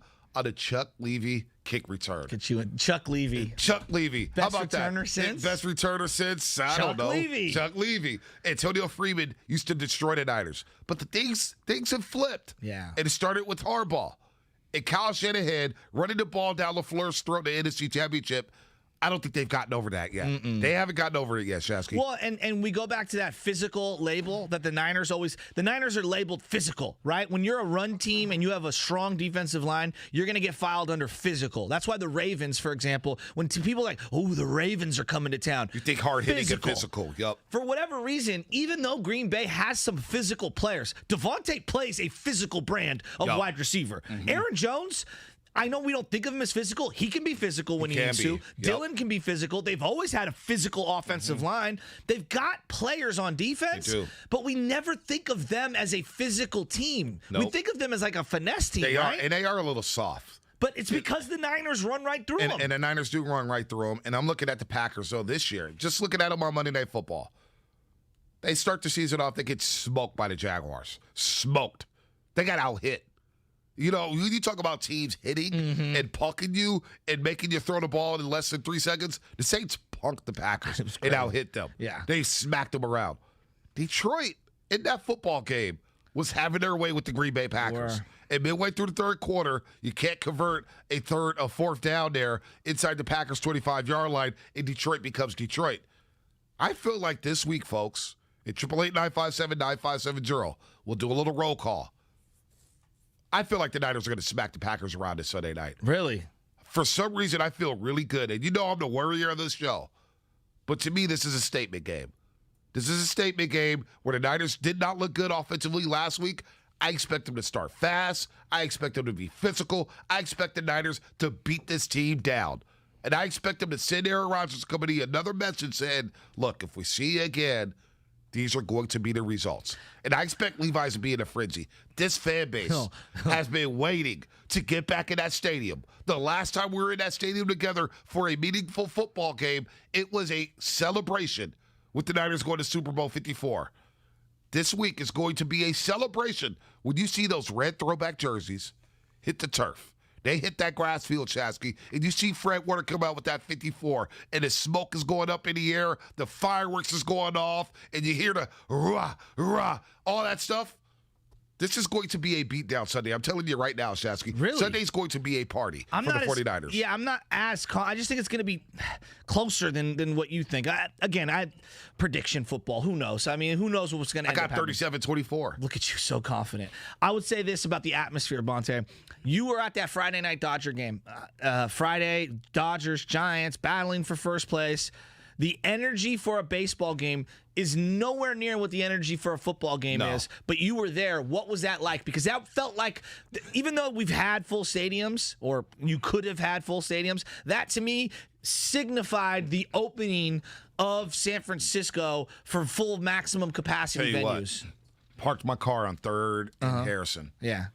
I took the walk down 3rd Street. And I'm like, wow, these streets are packed. Isn't that the best part of going to a game? It's walking down those 4 blocks. The walk I wanted to walk in. It's an endorphin And I high. walk in. And I'm sprinting. I'm like, you always got to meet somebody at a statue. You always walk quick. I walk fast. I know. I'm always walking with you. I'm walking fast. What's up? I got to get to where I need to get to. I'm on a mission. So I'm speed walking down to Oracle Park. And I go meet Brand for Warriors Huddle. Yeah. And my boy Ron. What up, Ron? Out there in waste management. Ron Easley. And I get down there, and I said, boy, look at all this blue. And we enter the gates, and they're passing out rally towels, the orange ones. Yeah. And I said, it's on. this game, and you get in there for first pitch, and the crowd roar. That first pitch was thrown, and the intensity was up, and I said, "Oh, we're back. This is what it means to be in a high-level situation at a sporting event." The fans were going crazy. It was packed at Oracle. They were standing. Big moments in that baseball game. This Sunday, that crowd's going to be standing in that first quarter. They're going to be so charged up. It's going to be nothing like it. Well, it's not like the pageantry in a football game when you get the cheerleaders out there 15 minutes before the game and you get the teams coming out the tunnel. The sun coming down. The sun does. Oh, there's nothing like dust setting. I'll say this about Levi Stadium. I think it presents during the night as well as any stadium in the country. Dust setting at Levi's. It's an incredible atmosphere. When they had that Cleveland Brown Monday nighter that I went to, and the sun was coming down, and the Niners were stomping, that place it was gorgeous. It's absolutely gorgeous. I think the vibe's going to be out of this world. The fireworks, it's the opening. The smoke. Football's different. Now I went to that preseason game. It was Chiefs Niners. I've been to so many preseason games. Believe me, I was at that Raider-Niner one where everything popped off. The vibe was different at that. The anticipation from this Niner fan base for football, it was unreal. When Trey Lance came into the game, a preseason game, people were on the edge of their seats. I cannot wait to see what it's going to be like. I can't wait. Packers, Niners, I can't Sunday wait. Night Football, Levi Stadium. I can't wait. The opening, the first time this team has played a legit home game, going back, I mean, even during the pandemic, they moved to Arizona. I know. The thing that I feel like we have not talked about enough, they played home games in Arizona. That's a Trivial Pursuit question 5 years from now. And didn't even have the saloon fought in the end zones. Couldn't even do that for the Niners. You know, did you see what they're giving out? What, this Sunday? Yeah. What are they giving out? They're giving out Bill Walsh T-shirts. Ooh, I like that. Bill Walsh T-shirts. I've got mine that they gave out 12 years ago after he passed. They gave out a Bill Walsh. I wore it a couple weeks back. I don't know if you remember the Genius shirt that I was wearing. Yeah. And, gosh, you want to tug at my heartstrings? Ooh. Pass out some Bill Walsh stuff. I need that stuff. Yeah. I need that. Well, I'm hoping we can get that early entry, get a feel of the parking lot. Yeah, you know I'm going to probably walk the field. Yeah. You going to taste the grass? I'm going to taste the grass. I'm going to taste the grass. This is what I want to know. Where are the Niner fans at? Well, Giants, great game. Whatever, tough loss. It was a prize fight yesterday. I'm feeling good, though. I'm feeling optimistic. Right. I feel good. I'm feeling, in a weird way, I'm feeling optimistic. Last Friday, you worried me. Panicky. You were panicky for some reason. The moxie from this team to battle back yesterday, for Logan Webb to battle back after giving up 4 runs early on, to just make it 4. To me, making it 4 was an accomplishment. This is the last road trip. The last road trip of the season. All right? You're in Denver. It's Operation Win 2 out of 3 against the Rockies. You get home next week. You're playing the Diamondbacks for 3. And you end the season with these pesky Padres. All right? You got 6 left with the day off Monday. Get home next week. And I'm cool if they get home tied for the NL West. Because I do believe the Padres can play spoiler against the Dodgers. And I just hope the Brewers are playing for something. I hope the Brewers pitch their guys against the Dodgers the last weekend of the season. I really do. Yeah, I'm hoping that they do as well. I'm just loving just the moxie from this team. They're not panicking. Like, they lost yesterday. Did Gabe Kapler sound panicky to you? You know? No, he's not panicking. No, how could you? I'm surprised by how calm he's been in general in these high-pressure situations. I thought he was the type of guy that'd be steaming, walking up and down, pacing. Because Harbaugh used to get like that at end of games. Right. He would be so intense, he couldn't step back and see, 3, 4, 5 plays ahead. Well, here's the situation. Austin Slater hits a 3-run jack. Pinch hit home run. Giants hit their 17th pinch hit home run. Ties a major league record with the Cardinals, right? It's 5-4. You're feeling it. And then Jose Quintana comes in the bottom of the 6th inning and does this. That one is hit deep to right field, and it is tied up. Trent Grisham plants one in the seats. 5-5. He's got some power. That's hit deep. And that one is gone. And now the Padres are right back ahead. John Miller on a call for NBC Sports Bay Area. Moments after that happened, this happened in Denver, Colorado. Trey Turner ties the game up. And he swings, hits a ground ball left side. That's through for a base hit. Mookie around third, coming to the plate. He will score and tie the game. It's 5-5. Trey Turner is trade. balling. And that wasn't Chavez Ravine. That was not Dodger Stadium. Folks, that's Coors Field. So Dodger Blue is representing in Denver, Colorado, and you got some blues there saying, come on, Rockies, win this series. You had a chance.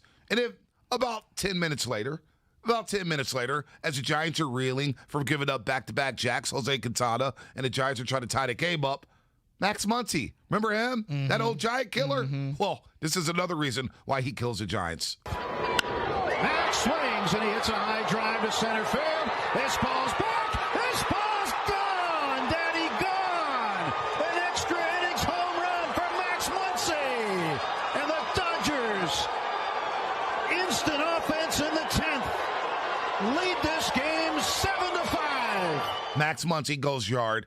And don't forget, Trey Turner, when he hit that single, there was 2 outs. Yeah. Dodgers down to their last out with nobody on base, and the Giants lose their game. So I'm kind of with you, Shasky. I'm not mad today. It's a prize fight. It's a prize fight. You're going to take a blow. Yesterday was the definition of great baseball. It was the definition of what September baseball is all about. Your scoreboard watching, you're looking at every at-bat. These things are happening within 15 minutes of each other, folks. And it's September baseball, afternoon baseball. You're dealing with the shadows. You're dealing with bullpens. You're tired. Your pitchers are tired. Arms are hanging off. Bats are tired. Bats are going slow through the zone. You're gassed, right? Everybody's gassed right now. You got 9 left. You're up 1 game on the Dodgers. Yesterday, to me, with the Braves and Diamondbacks, and you got the Phillies coming back against the Pirates. You got the A's losing to the Mariners come all the way back. Yesterday, to me, Shask, I said, you know what? I know the Giants lost, but damn it, that was great baseball, and that's what baseball is all about. I'm so glad you're bringing up the back and forth because I feel like that's how everybody's viewing things these days. And baseball is embracing it. They did it with Around the Horn when they would show. Now, I'm not talking about Around the Horn on ESPN. It's whatever it's called, Around the League, Around the whatever. Oh, yeah. On the MLB Network. Yep. When they do it in 7 minutes. But here's that's the beginning of games. I want to see the end of games. We all agree the red zone is one of the greatest inventions in sports, especially in this ADD era that we're in. No commercials. Go from this game to that game to this game to that game. And we all agree that 12:30 to 1 o'clock window and then that 4 to 4:30 window is just an ADD spectacular. It's great. For someone like me who cannot pay attention to anything for more than a minute, I'm just boom, back and forth. Oh, wait a minute. Vikings have a chance to win? Oh, no, they don't. They missed the kick. Oh, my gosh. Let's go over here. Tennessee versus Seattle. Oh, my gosh. Could Tennessee come back and knock off Seattle? We're going back and forth. The same thing is happening right now in the NL West. And B, I'm telling you, they are embracing it. Baseball is. I'm embracing it. I'm going back, I'm going forth, and I'm loving every second of it. I keep saying prize fight. Our favorite in boxing, even if you're not a boxing fan, like I'm casual at best, Gotti Ward. Why? Because they sat in the middle of the ring and they exchanged blow after blow after blow to the jaw. That's what the Giants and Dodgers are doing. And then you throw in the Padres and you throw in the Rockies. This is an NL West spectacular down the stretch. If we're gonna go prize fight analogies here, I'm going Riddick Bowe Holyfield. Okay. They had a trilogy too. Elaborate. And it was a heavyweight championship. In this race between the Giants and Dodgers has felt like a heavyweight bout. Giants have 99 wins. Dodgers have 98. Dodgers have been the big bully on the block. They're your Vander Holyfield. They're your Mike Tyson. And the Giants are coming in here as the underdog, as a Riddick Bowe, as a Michael Moore, still in that heavyweight championship away, saying, you know what? We're here too, and we have power, and we have something to say about this thing. So I love the Gotti Ward. I love the prize fight analogy. Look, these teams are going back and forth. Think about the season series that we all forget. The aggregate score. Dodgers 72 runs, Giants 70. That's all crazy. Right, Giants 10 wins, crazy. Dodgers 9 wins. These games have been. It's just look, man. I'm flattered by what we're seeing on a day-to-day basis. And that stretch right there where Quintana gives up to 3 home runs, or excuse me, back-to-back home ruds, after Slater in a 9-pitch at-bat hits a pinch-hit home run. Langford, you got the Slater home run? Could you hit me with the Slater home run? Because I thought at this Slater's moment... had some big pinch-hit homers. Hits. And I thought, this team's like... For that second, when he was rounding the bases, I said, Giants are going to be up 3 games today. They're winning the West. We all thought that. Here's Slater's home run. Down the left field line, into the corner deep. Goodbye! A 3-run homer. Can you believe that? for Austin Slater over that 5-foot-high wall in the left field corner. He has turned this game completely around. And it turned the race around for a second. At that point, Giants are up 5-4. Dodgers are down 5-4 at Colorado. And I'm thinking to myself, I'm counting the outs in Colorado. I'm saying 8 more outs, Colorado. 8 more outs. They were up 5-3 going to the 8th. They give up a run. I'm like, all right, it's cool. It's 5-4. But you go into the 9th, you need 3 outs. I know. You need 3 outs. And the Giants at that point, going into the bottom of the 6th inning, said, just get me a shutdown inning. Get me a shutdown inning and get to the 7th. And it didn't happen like that. No. But you know what? For all the complaining people were doing about extra innings, about the way baseball's being played, yesterday was a great baseball day. Yesterday was a great day for the pennant race. This is what pennant race made. We've been dying for another pennant race like this. How long we been waiting for a pennant race, Shasky? I mean, forever. But doesn't it feel like since the last time in the playoffs, 2016, right? The game's changed so much since 2016, but hasn't our viewing habits changed dramatically since then too? Second screen, we're already on to the third screen. Right. Like everyone's got the phone, the iPad, and the TV. So if you're not going back and forth and you're just literally oscillating between all 3 screens all the time, like I don't know what else to say here. Like that's what's happening. And the thing that I'm embracing more than anything is that the team's not panicking. It did not feel like, look, yesterday, tough loss, but not a backbreaking loss. Not a, hey, sound the alarms type of a loss. I want to get to the extra inning sequence, though, B. Giants get up there. Buster Posey's the extra runner. He's at second base. We all agree he's not the fastest player in the world, right? Not the fastest player in the world. No, not at all. And for the most part, I would say Ron Wotus has been calculated on who and how he sends people going second to home, third to home, on a tag up, etc. Belt comes up. Belt comes up with no outs. He has a 3-0 count. He has the green light. He swings through one. I didn't have a problem with him swinging 3-0. They've been swinging 3-0 all year. That's what their data has told them. Belt has had a pretty hot bat the last 2 months. Right. I got no problem with that. I don't think Belt's a very good bunter. I don't really necessarily think you should bunt Buster Posey over because I don't think Buster Posey's fast enough to tag up on a fly. Like, if it was a quicker player, okay, I'll listen to that. To me, I love small ball, and it has its spot. It has its time and place. That wasn't the sequence. Even if Belt bunts him over, and you saw this for the Giants defensively, I still think the pitcher has a play to throw Buster out at third base. Right. And if you get him over and Buster's at third base, hey, Chris Bryant could strike out. He could pop up. He could hit a fly ball not deep enough to not bring in Buster Posey. I'm okay with them taking 2 swings and trying to drive that guy in and go for the big number there. Like, I'm literally okay with it. And I think the data has backed them up all year. How am I going to sit here when they have 99 wins and the data, the spreadsheet has helped them all year? And I'm going to sit here and say, no, you got to go old school instincts. Like, come on, man. Kapler's earned the benefit of the doubt from me. He has. And it never crossed my mind yesterday watching that game. To bunt? The way they played it out in the extra innings. Yeah, I was thought about it, but I'm like, Brandon Belt's been hot. Yeah. Swing away, dude. You've been hot. You may park one in the right field. So 888-957-9570. We're hot out Giants right now, but we are getting ready for Niners and Packers. The Hall of Famer Rod Woodson will join us at 8:30. He's going to be on a call for Westwood One Sports, calling Packers Niners Sunday Night Football. How disgusted are you of Packer fans, Niners? Do you hate the Packers? Because, look. The cheesehead thing is the most. If there's a guy wearing a cheesehead thing in front of you, B, and you're in the stands, it's annoying. It's annoying as hell. It's annoying because it does block your vision, and they're always like 350 pounds. Dude, I respect them, though. And they stand up, and they got this huge triangle on their head. And you look at a bunch of losers. Antonio in Oakland, what's up? You're on the roast, baby. Hey, what's up, man? I can't stand them damn Packers. You those cheeseheads, man. Ever since 1997 or 95, they've been coming over here, San Francisco Airport, Candlestick, you name it. Seen them walking down the street. Makes me not even want to eat cheese, but I love cheese. But me too. Hey, man, we're gonna slaughter them by 3 touchdowns each, and I will be running into you guys at the Hilton. Let's go for the game. Let's go, Antonio. I'm ready. Are you ready for 40 water? Oh yeah, 40 water. Show him. Can we say that? That's great. That. Antonio, we'll see you Sunday at the Hilton Hotel. Antonio. Come to the Hilton Hotel. It's going to be going down at the tailgate, the closest hotel next to Levi Stadium, right next to the parking lot. the chicken strips. Oh, I can't wait to have the special sauce on the chicken strips. You make us out to be two fat dudes. We are two fat dudes. All we talk about is like we close our eyes and we're salivating in chicken strips. And I love chicken strips. I will allow no chicken strip slander on Taco stage. Bell. So damn good. I seen you Bell pound slander. 10 chicken strips in 10 minutes. I know. So don't start. I know. You see our faces right now? My favorite. Look, again, we get our back, faces look like they love food. We get back from break, and I got ranch just dripping all off my lips. You got ranch, red sauce. You're still eating. Yeah, Bonte, the Niners won. Take it away. Let's go to the calls. And you're smacking chicken This is not good radio. strips. We're not going to continue on with this. 5-1-0. Packers will win by 14 or more. Book it. Okay. Yeah, that's not happening. Yeah, okay. I'm telling you right now, the Niners are smacking the Packers.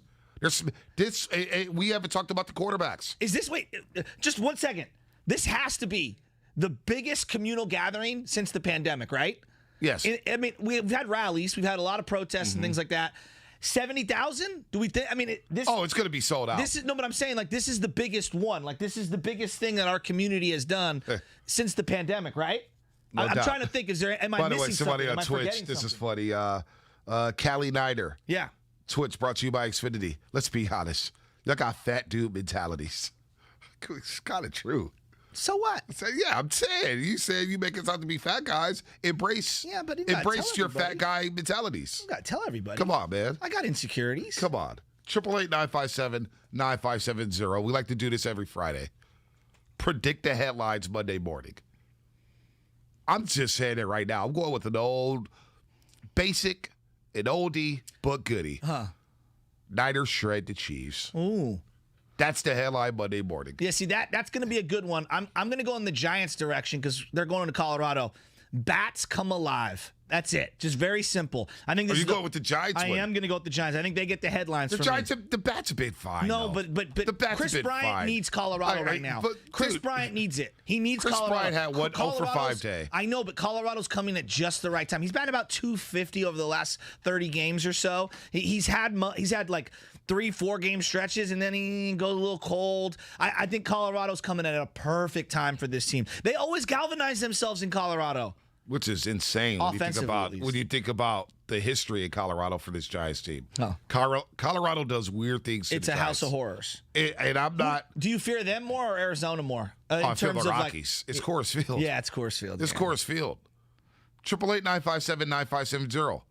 Predict the headlines for Monday morning for the 49ers and Giants if you want. I'll say Niners shred the cheese. Okay. And I'll say Giants lose 2 or 3 in Colorado.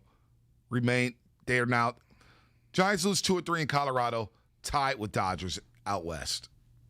It's a long headline. Yeah, that's not going to make it. Yeah, I've watched a lot of Superman. What's the guy who's running the Daily Planet? What's his name? Oh, I forget. Or Jemison from I mean, for the guy who Spider-Man. watched a lot of the Superman, you should probably know this answer more than any of us. Well, You've been trying to play all of this morning. Who's Lois Why you Lane? been trying to play us? Hold on I'm one gonna look second. this up. You trying to play us with the colors? What? You trying to play us with this? Like, oh, who is it?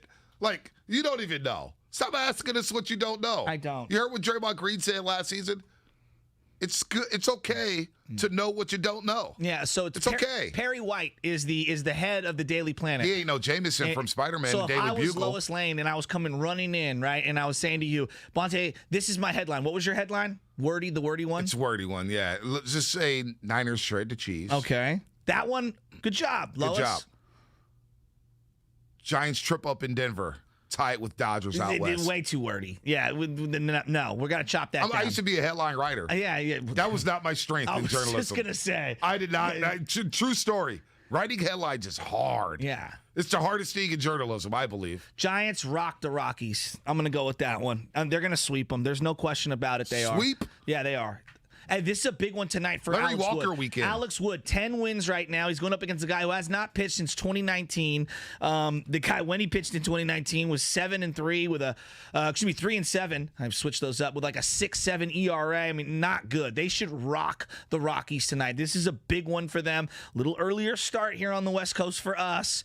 Giants need this one bad, B. All right. Who do the Dodgers got this weekend? Diamondbacks. Oh, come on, Arizona. Do something. 5-1-0. Relax. Do something. I need the 2-1-3 to relax. All right? 2-1-3, relax. Bonte needs to start fasting to drop some pounds, player. You're blowing up like a retired Barkley. Relax. All right? The Peloton's been used. All right, 213. As a hat Relax. rack. Are we gonna do it like Charles Barkley on Inside the NBA? We're on the Peloton. We have like a donut hanging over it, and you're gonna be biking towards the donut. I lived next to a donut shop for 10 years over on 10th and Clement. For 10 years, I lived next to that donut shop. I probably ate about 30 donuts. Total in those 10 years. I'm not a big donut guy. Oh, come on. I love donuts. Yeah, I'm not a big donut guy. Who doesn't like donuts? I'm not a big donut guy. No, we like them. You just know how guilty they are after you eat them and consume them. No. Are you a maple or chocolate? Neither. I like old-fashioned maple, actually. Old-fashioned maple. Okay. Old-fashioned I like the maple. bars. I like with the custard on the inside. Yeah, I don't like the custard. I don't know why. I'm just Too a much. sucker for that. 888-957-9570. Roger, Casey, get your headlines on the other side. Is anybody outraged that they didn't walk the guy in the 9th inning to set up the double play? I don't think so. I want to hear that because I don't think so. You got the righty going up on the on-deck circle in Will Myers. You got the lefty at the plate. Leone's got a little bit better numbers against the lefties than he does the righties. You got the defense shaded in. There's only one out. You know what I whenever think, have Crawford, whenever I have Crawford on the infield, I'm going for the double play. That's what I'm going to do. Let me say this. I don't think people care. Like, that they, in the way that they lost. The strategy and how it lost. I don't think people care. I think they're like, you know what? Still one game up So with I'm 9 to two in the play. leads? No, maybe. I just didn't see anybody complaining. Nobody complained. To me, it's like, damn, that's a tough one to lose. And you move on. You realize that, okay, you're still one up. You still have a lead. You tried to get the sweep. It didn't happen. You didn't get the best stuff from Logan Webb. You didn't get the best stuff from Logan Webb. So, you know what? 888-957-9570. We're going to do some headline predictions before Rod Woodson, the Hall of Famer, joins us at 8:30 to talk about this game on Sunday. It's Niners and Packers. It's Sunday Night Football. How are you not fine? The Niners have a chance to go 3-0, Shasky. And I don't feel your energy right now with the Niners. Well, no, I'm believe me, the energy's there. I'm just waiting till Sunday because I'm feeling so good about the Giants, even though that was a frustrating. How are you tough feeling about the sequence. Niners? I feel great about the Niners because you know why? I've got Trey Sermon and Brandon Ayuk on my fantasy team, and I'm thinking that both those two are going to play. So it's about fantasy football. Well, no, that's an Folks, element. this is who we're working with. I'm feeling comfortable. It's all about your fantasy team. Who cares more about the Niners than me? Come on, that me. Oh, here we go.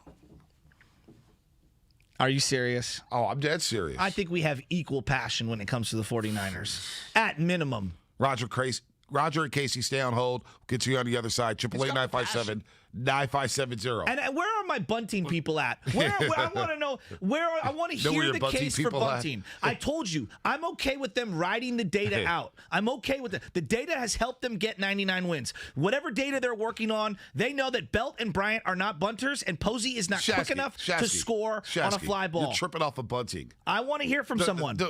The bunting people are 6 feet deep underground. My dad's a bunter. All right, he's talking about bunting. He's the last one alive. He's old school. He also wanted them to walk him, and he didn't want Quintana in that game. Nobody wanted Quintana. He's given up 12 home runs. And there's the play right there. They're showing the replay of the Giants game. When you bunt, the pitcher Leone comes off the mound. He has an opportunity to throw 3 in that sequence. When you have Buster Posey at second base, he's so slow. Even if you bunt, I think he could get forced at third base. Like, that's how slow he is. And God bless him. That game was lost in the bottom of the 6th. I'm with you. It was lost in the bottom of the 6th with Quintana. Hey, I just love the strategy of baseball late in games. Download the Odyssey app and favorite 95.7 The Game to get breaking news updates as well as links to the top interviews. Nick Friedel on with DRK yesterday. And the best moments on the game, powered by DuckDuckGo. Privacy simplified. Headlines, which are headlines for Monday morning. Want to hear from you, Niner fans and Giant fans. 888-957-9570. Predict the headlines coming up on the Morning Roast. The lights are brightest on Sunday night.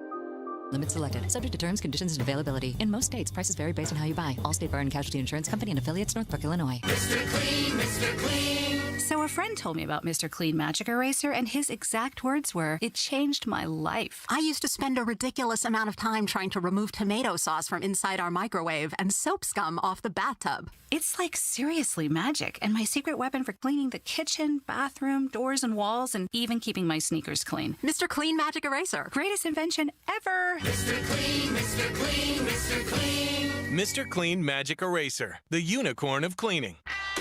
This big noon Saturday on Fox, Notre Dame takes on Wisconsin live in Chicago. Former Badgers quarterback Jack Cohn leads the Irish into a Windy City showdown against Graham Mertz and Wisconsin. It all starts at 10 Eastern with the Big Noon Kickoff pregame crew live from Soldier Field, counting you down to the Big Noon game of the week. And then it's Notre Dame, Wisconsin. In the end zone, touchdown! Saturday at noon Eastern on Fox, and watch anywhere on the Fox Sports app. This is Antioch's favorite sports station. KGMC FM at HD1 San Francisco. 95.7 The Game on Odyssey Station. It's time to wake up with a nice cup of morning roast. Featuring Bonte Hill and Joe Shasky. Presented by Timeless Coffee. This is the Morning Roast on 95.7 The Game. Oh, baby. Frisco Friday here at 95.7 The Game. Joe Shasky, the Butcher, Bonte Hill, getting you set up for Niners and Packers. We'll be on the kickoff show live from the Hilton Hotel at 4 p.m. on Sunday when the Niners take on the Green Bay Packers. You got the Giants in Colorado. They're one game up on the Dodgers in the NL West. They lose a heartbreaker yesterday, 7-6. If you want to get into the technicalities of how they lost, go ahead, give us a call. But to me, there was no technicality. The game was lost when Quintana came into the game and gave up back-to-back jacks with 2 outs. Yeah, that was it for me. It's hard to argue. That was it for me. That was a momentum swing because in that 15-minute period, you had the Giants get the pinch hit homer from Austin Slater, 3-run bomb to get a 5-4 lead. How did that get over the fence? Unbelievable. That reminded me of Mark McGuire's home run to break the record, where it barely got over. Like a line drive. Barely got over there against the Cubs. So you get... It was against the Cubs. It was against the Cubs. Wow, Sammy Sosa. I totally it was against the Cubs. They threw that game on Fox. Right. Austin Slater, 5-4, right? Gives him a 17th pinch hit of the year, ties a Major League Baseball record. Then you look over in Colorado, you see the Dodgers down 5-4 with 2 outs and nobody on in the top of the 9th inning. Then the Dodgers tie. Padres go back-to-back. Dodgers take the lead. Giants lose the game. And now you're 1 game up with 9 to play. Unbelievable pennant race, but we do want to talk a little football. Rod Woodson, 8:30. The Pro Football Hall of Famer will be on the call for Niners-Packers. 888-957-9570. What will the headline be Monday morning? Now, I saw a great one here. I was going to give from you the one. 415. Yeah. It's a great one. Yeah. Good morning, fellas. My Monday morning headline, championship mentality. A picture of the Niners and Giants side by side. Championship mentality with a pic of the Niners and Giants side by side. I like that. So, in honor... You don't like that? No, I do like that. All but right. in honor of E40 in honor of E40, I'm going to have a dueling headline. And it's going to be, the headline is basically to encapsulate the weekend as a whole for Bay Area sports fans. And in honor of E40, who's joining us at 9:30, it's going to be Giants and Niners. Womp, womp, womp.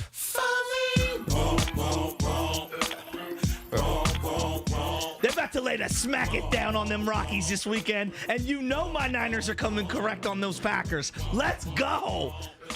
It's a body bag game this weekend. It is a body bag. No, it's not a body bag game. This is a beatdown game. This ain't a body. Last Sunday against Philadelphia was a body bag game. That was physical. That was football. This week, the Packers are soft. The Packers are soft. Let me say that again. The Packers are soft. They're going to get rolled this Sunday. Thank you, Dante Hittner. All right? They are soft. S-O-F-T They're soft. This ain't no body bag game. They're going to tap out of this game. You know who I want to see on primetime more than anyone? Because I want to see them isolate him on the television broadcast. I can't wait when they do that little vignette, whatever it's called, on Nick Bosa. That's the guy I can't wait to see. No Bakhtiari. Okay? I'm telling you. No offensive line there ready to go to stifle him. And he dominated Bakhtiari, by the way. Dominated. And let's go. Let's go. I want to see him. I want to see D Ford out there. To me, I think it's going to be closer than you think. I think it's going to be hitting in this game. This is going to be a blowout. Niners I are can't rolling. believe how dismissive you are of the Pack. Niners are rolling. And you're not. You've been bashing Aaron Rodgers all week. Let's go to Casey in San Jose. Yeah. Casey in San Jose. What's your headline Monday morning for the Giants and Niners? So for the Niners, it's going to be Niners dying on some cheese.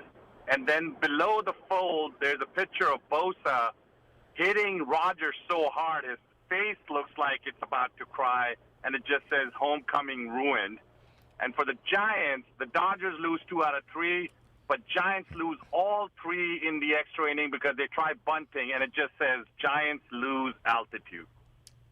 Wow. That's very creative. Not bad. Not bad. The Giants aren't losing to the Rockies. They're going to go handle business. Monte, every time I thought this team was going to fall on its face and have a 2-week stretch, they bounce right back. Yesterday, they gave up 4 in the first inning. Logan Webb's throwing 45 pitches. He looks like he's going to tap out immediately. He just doesn't have it. And then he's resilient enough to at least get me through 4. The Giants aren't going to quit on everyone. Can they get a little benefit of the doubt? Haven't they earned it?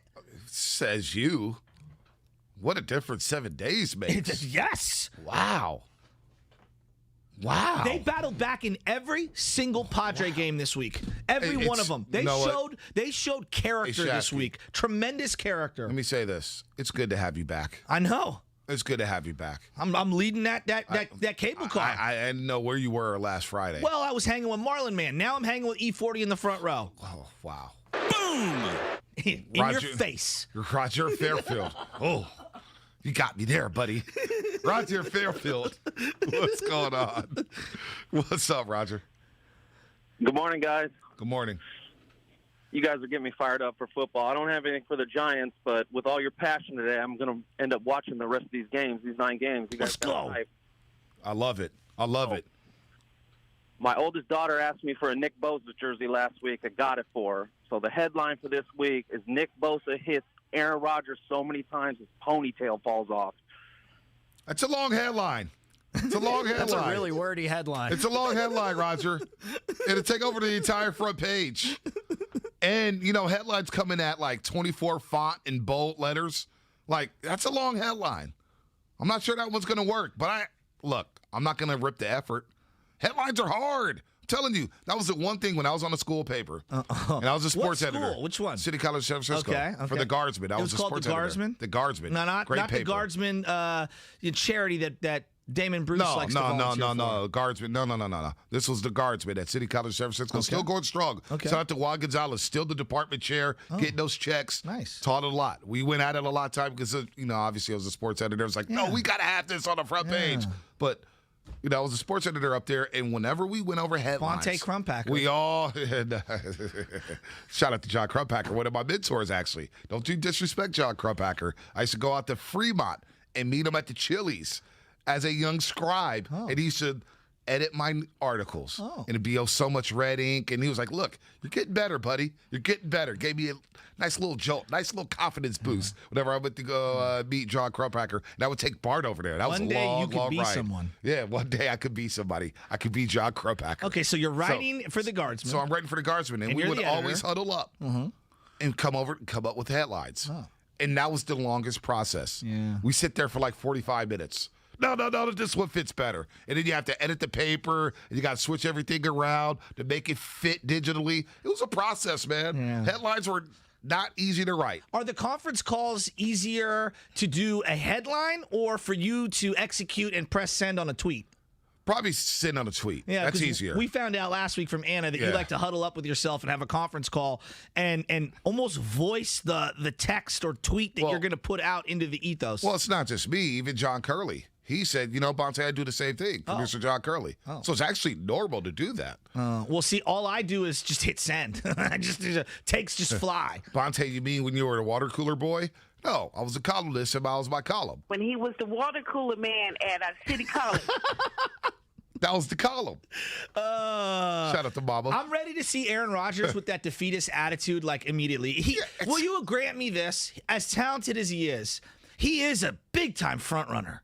Like when things really start to go against him, what's the great comeback that Aaron Rodgers has in his repertoire? I don't know. Is it the Bear game? Is it the Bear game that he Sunday came Night out Football, when he had the knee injury? Yeah, and Mac was dominating him. Yeah, but that was like a regular season game. Yeah, but that was first game. It was a big game, though. I know. And he had the knee injury. But I can't think of any other big comeback. And maybe I just don't know enough about Aaron Rodgers. Yeah. He's the guy, like, when he's up, he's balling. The second they face a little adversity, it feels like he taps out. I feel like they've had some comebacks, though. I mean, he's 15 years. He's got to have some type of comeback victories. I haven't watched every Packer game. Nor have I. So right off the top of my dome, I don't know. But he's had some comebacks. I'm pretty sure Aaron Rodgers has had some comebacks. Hey, let's go. Let's go to the lines here. Lines are lit up right now. Humming. Yeah, YouTube's humming. Twitch is humming. Headline writing. It ain't easy, folks. Trust me. It is not easy. But I don't knock anybody who tries to come up with a headline for Monday morning when it comes to the 49ers and the Giants. Let's go to Frisco. He's in the Bay. Frisco. Just going by Frisco here on the Frisco Friday on the Morning Roast. What's up, Frisco? Hey, morning, guys. So I got the Niners dominating the Packers, and I got headline, Roger gets Bosa special. Ooh. Okay. I like that. Okay. I like that. I'm not mad at that. I think he had a Giants one, but that was a good one. Yeah, Bosa on pace for 29 sacks. Not sure if you know this. Right. Gordon in Livermore. Gordon, you're on the roast. What's up, Gordon? Hey, yeah, going after the Packers because he's doing all this Jeopardy stuff. So the headline's going to be simple. It's going to be, what is loser? Ooh, that's the best one. That is the best one. Are you going to the game? That's the other thing we got to ask people. Yep, we'll be there. I'll be there. Where are you going to be? What parking lot are you going to be? You going to come see us at the Hilton? We're going to come see you out. Yep. Let's go. I can't wait. Let's go. I'm wearing my throwback. 75th, they're wearing the throwbacks, by the way. Whoa. They are wearing the throwbacks. Whoa, what? But you're not going to just wear one jersey. Well, no, You're the man that wears 5 jerseys on game day. Well, I'm the Mariah Carey of the station, and I have different ensembles for each room that we go into. You are a big-time diva. Well, when you sweat through the first one, because it's so hot down there, you got to have the backup fit, and you got to bring the deodorant. 5 jerseys. You definitely got it. And Excedrin, too. Oh, 100%. Got to pack the Tylenol and Excedrin. 100%. It's going to be a long day. Gene in Oakland. Gene, what's happening, Gene? I love Gene. Hey, guys. Headline in the green sheet on Monday morning will say, too many holes in the cheese, Niners dominate. I'm not mad at that. Let's go. I'm not mad at that, Gene. Let's go. I'm not mad at that. Manny, San Mateo, what you got? Hey, my headline's going to read, Jimmy Garoppolo stays perfect on Sunday night. 5-0 now. Ooh, look at the Nuggy Nugs. Look at Jimmy Look G. at the Nuggy Look Nugs. at Manny. How you going to like that? Jonathan, Richmond, what's your headline? Yo. So I got a picture of Bosa, the whole front cover, smacking Rodgers in the mouth. And the headline is? Headline says, I'm not done yet. I'm not done yet. I'm not mad at that. All right. If he's smacking him in the mouth, the headline's probably going to be Bosa ejected from the game and disqualified. Bosa ejected. Niners lose. I got one. You got one? Rodgers is UPSET. Upset. Wow. RELAX. Relax. He just took your job as an editor. You just blew my mind. Boom. You just blew my mind. Who's the hiring manager at the Guardsman? Let's meet at the Chili's in Fremont. We're at the hub. Right next to the Elephant John Bar. Crumpacker. John Crumpacker. Let's meet at the water cooler. John Crumpacker, baby. Man, that just blew my mind. That was pretty damn good. Y'all can't let nice guys Langford come out of here with the best headline. That was pretty good. I'm mind. What's the meme? Mind blown. Yeah, some of these Bosa comments on Twitch and YouTube, I can't bring them to air. No, you can't bring them to air. Aaron the Era is just bringing it. You got to go in, log in, search 957 the game, and you got to see some of these wild comments. Aaron the Era. That's my guy, Aaron Rivera, Dodger fan. Yeah. We got pizza after the extra inning affair. He hasn't texted me over the last week. He's been a little MIA, been a little quiet, been a little scared. He should change his name from Aaron the Era to Dodger Pantone 294, the color. I hate the Dodgers. God, Rockies, come on. You can't just win that game. Come on, Rockies. You know what? They took one. I'll take it. You know what I mean? I'll take it. They were in every game. I know. I'll take it. They were in every single game. Just lay down this weekend. Go to bed. They're not going to lay down. Night, you know why? Why? It's Larry Walker weekend. Oh, great. They're retiring Larry Walker's jersey. Yeah. So this guy that no one's ever heard of who's starting this game tonight, who didn't picture it, I'm inspired by Larry Walker. I'm telling you. Not the fact I was 3-7 with a 7 ERA 2 years ago, and I might not get another call up. Larry Walker. Weekend in Colorado. They're going to be fired up. Tamir in Oakland. Tamir, what's your headline for Monday morning when it comes to the 49ers? First, I want to say I'm coming to see you guys at the Hilton. I'll be out there. Let's go. Let's go. You're about to get mad at me, though, because I got a bad headline for United fans. I got Jones runs wild on the defense. Your run defense is just suspect to me, and I think Jones is going to kill. I'm sorry, guys. I'll see you there. Packers by 10. Tamir. How Niner fans feeling that one? Packers, but I feel like people haven't even allowed themselves the opportunity to think, Packers have a chance in this one. This is a great one from the 650 on the text line. Another loss in Levi's is Rodgers' job in jeopardy. Whoa. That's pretty good. That's really good. That's pretty good. That's Bobby really in Oakland. good. Bobby, what's happening? You're on the roast. Oh, man, it's Booby. Good morning. Good morning. Oh, what's up, Booby? Like Booby Dixon. Well, Booby. Yeah, like Booby Dixon, man. Yeah. Like Booby Booby. You know, John Curley. Look. Hey, hold on, Booby. John Curley, our producer, might be the whitest white guy in the world. He doesn't know too many boobies. There's not too many boobies walking around St. Cecilia's or St. Gabriel's. Has he seen a or boobie? Really, yeah. Oh, see, why'd you have to go there? Why'd you have to go there? Nickname floating around the hood, man. Yeah, man. You know, John Curley ain't been to the hood, man. He ain't got the hood pass like us, Booby. Come You're on. not that guy, pal. Trust me. You're not that guy, Curly. You're not that guy. What's up, Booby? What you got? Yeah. So look, Sunday night I got Roger that, man. Roger that, man. So he can get the message, man. Let's shred some cheese. Let's make mozzarella sticks, man. I'm tired of seeing Aaron Rodgers' long face all the time, all over ESPN, over the major news sites. I'm tired of it, man. I know everyone here is too. Let's put him out of his misery earlier, week 3, baby. Let's start off 3-0. Let's get it. Well, Let's get totally it. I like with that. you. Roger that with a question mark. I get major, I'm just over it vibes from Aaron Rodgers right now, just in general. That doesn't mean he can't be great on a week-to-week basis. He just be flinging it. But did you see him at the end of the Detroit game? All they need is a first down to run out the clock.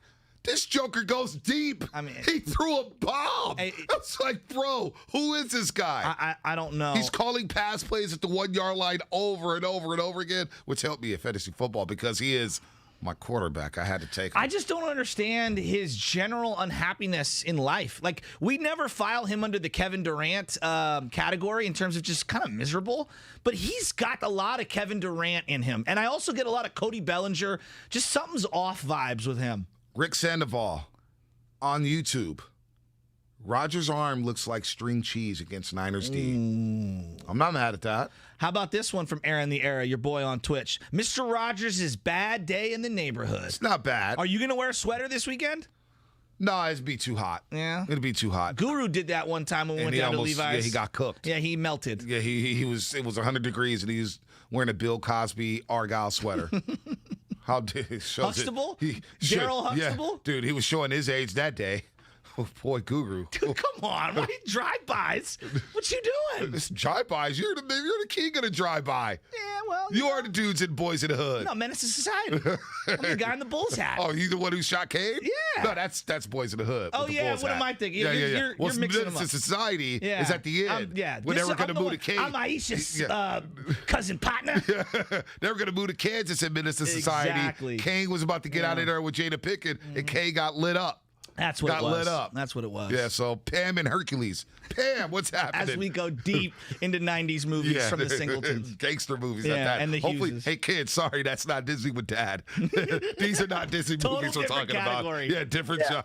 It's something you won't be able to watch, kids, until you're 21. All right, Pam, what's happening, Pam? Sam from Hercules. Oh, Sam. We're killing it today in the back. Wow, we got another guy with a bad Friday. Chaska with a bad Friday last week. Curly with the poor performance so far today. Sorry. We're grading out a curve, though. Curly gets a C so far. All right, so it's going to be who let the dogs out, Ayuk goes off, and maybe even Sherman, and Aaron Rodgers in the doghouse. That's the entire headline? Hey, I like the layers on that one. Who let the dogs out? No, because there's a doghouse right now. And you got to get Snoopy out there. That actually is pretty good. That's really good. That's like who let the dogs out. I like that. That's not bad, actually. That's really good. That's actually pretty creative. Oh, please, Trey Sermon, go off this weekend. Oh, yeah, I got Trey Sermon, too. The running backs are dropping like flies in Madden, fantasy. he gets better by year 5. Oh, you can sign him to year cheap 5. deals. You sign him to cheap because I had him sitting behind. He's the Mike Davis of the Niners? Yeah, I had him sitting behind Kareem Hunt and Raheem Mostert, and Mostert's won 2 Super Bowl MVPs. Nobody. But, I know nobody cares. Nobody cares. Just like your fantasy team. Yeah. Callie in San Jose. Callie, what's happening? You're on the roast. Hey, good morning, gentlemen. Happy Friday. Happy Friday. Happy Friday. I just want to give a shout-out to those Giants. Yes. Let's go, Giants. And most importantly, let's go, Niners. Hey, Monday morning headlines going to read like this. Aaron Rodgers throws tantrum on the sideline, and his job is greatly in jeopardy. That's a long one. That's a long one. So this is what we do. We shorten the headlines up. We work with what you give us. Okay. Right? So he says Rodgers throws tantrum on sideline. His job is in jeopardy. Instead of saying throws tantrum on the sideline, we just say Rodgers throws tantrum. Job in jeopardy. Boom. There's your headline. Oh, it's like I've done this before. Oh, unbelievable. So, full disclosure, I don't know if you guys know this. They used to have a call-in line. I don't know if they still have it, but this is back before you could email somebody, back before you could actually hit them up on Twitter. Your boy over here, I know, shocker, I used to call Glenn Dickey, Ira Miller, Lowell Cone, and I would leave voicemails on their voicemails when they actually had a call-in. I used to leave them all the time. I would scream and yell at Glenn Dickey and Ira Miller and leave my little 1-minute rant on their voicemail, praying that they would hear it. I was like, you alienated Terrell Owens from the organization. You demanding that he be suspended for what he did in Dallas. Blaming the editors at the Chronicle for running T.O. out. It's the truth. Don't give the front office and Terry Donahue no accountability. Them too. Dennis Harrison. Them too. Let's just go straight to the Examiner. Yeah. Let's go straight to the Examiner, baby. Oh, man. Don't forget. Those were a pure day. It was a pure day in sports. Monday morning headlines. We're getting Rod Woodson coming up here, the Pro Football Hall of Famer, and a former Niner. And a guy who made Pro Bowl at 3 different positions. Yes, absolutely. He was a baller, a Super Bowl champ. And, of course, he was a Raider, Niner, and Pittsburgh Steeler. Then he went to Baltimore, got that Super Bowl ring. But don't forget that football is finally back. Your picks could be worth $10,000 with the Rocket Mortgage 2021 Pro Football Pick'em. Send them today by texting picks to 20357 and just pick the winner of each week's games. No point spreads, no lineups, and it is totally free. That's right, free to enter. Pick the most games right throughout the season, and you could win $10,000. So far this week, I am 1-0, folks. I took the Carolina Panthers. I know some suckers out there who took the Texans. I'm up one game on you to start this week on Rocket Mortgage Pro Football Pick'em. Go nowhere. I am going to tell you in 3 minutes exactly what I cannot wait to see at Levi Stadium during the game. And Rod, what's it coming up? By the way, shout out to Niagara. I'm not going to read his name because it's a little inappropriate on Twitch, brought to you by Xfinity. But he says, Bonte looks so good in that jersey and shade. Is he the running back for the 49ers this weekend? I may not be the running back, but we'll find out from Rod Woodson coming up here on the Morning Roast. It's another Football Friday on 95.7 The Game. 11th play of this drive.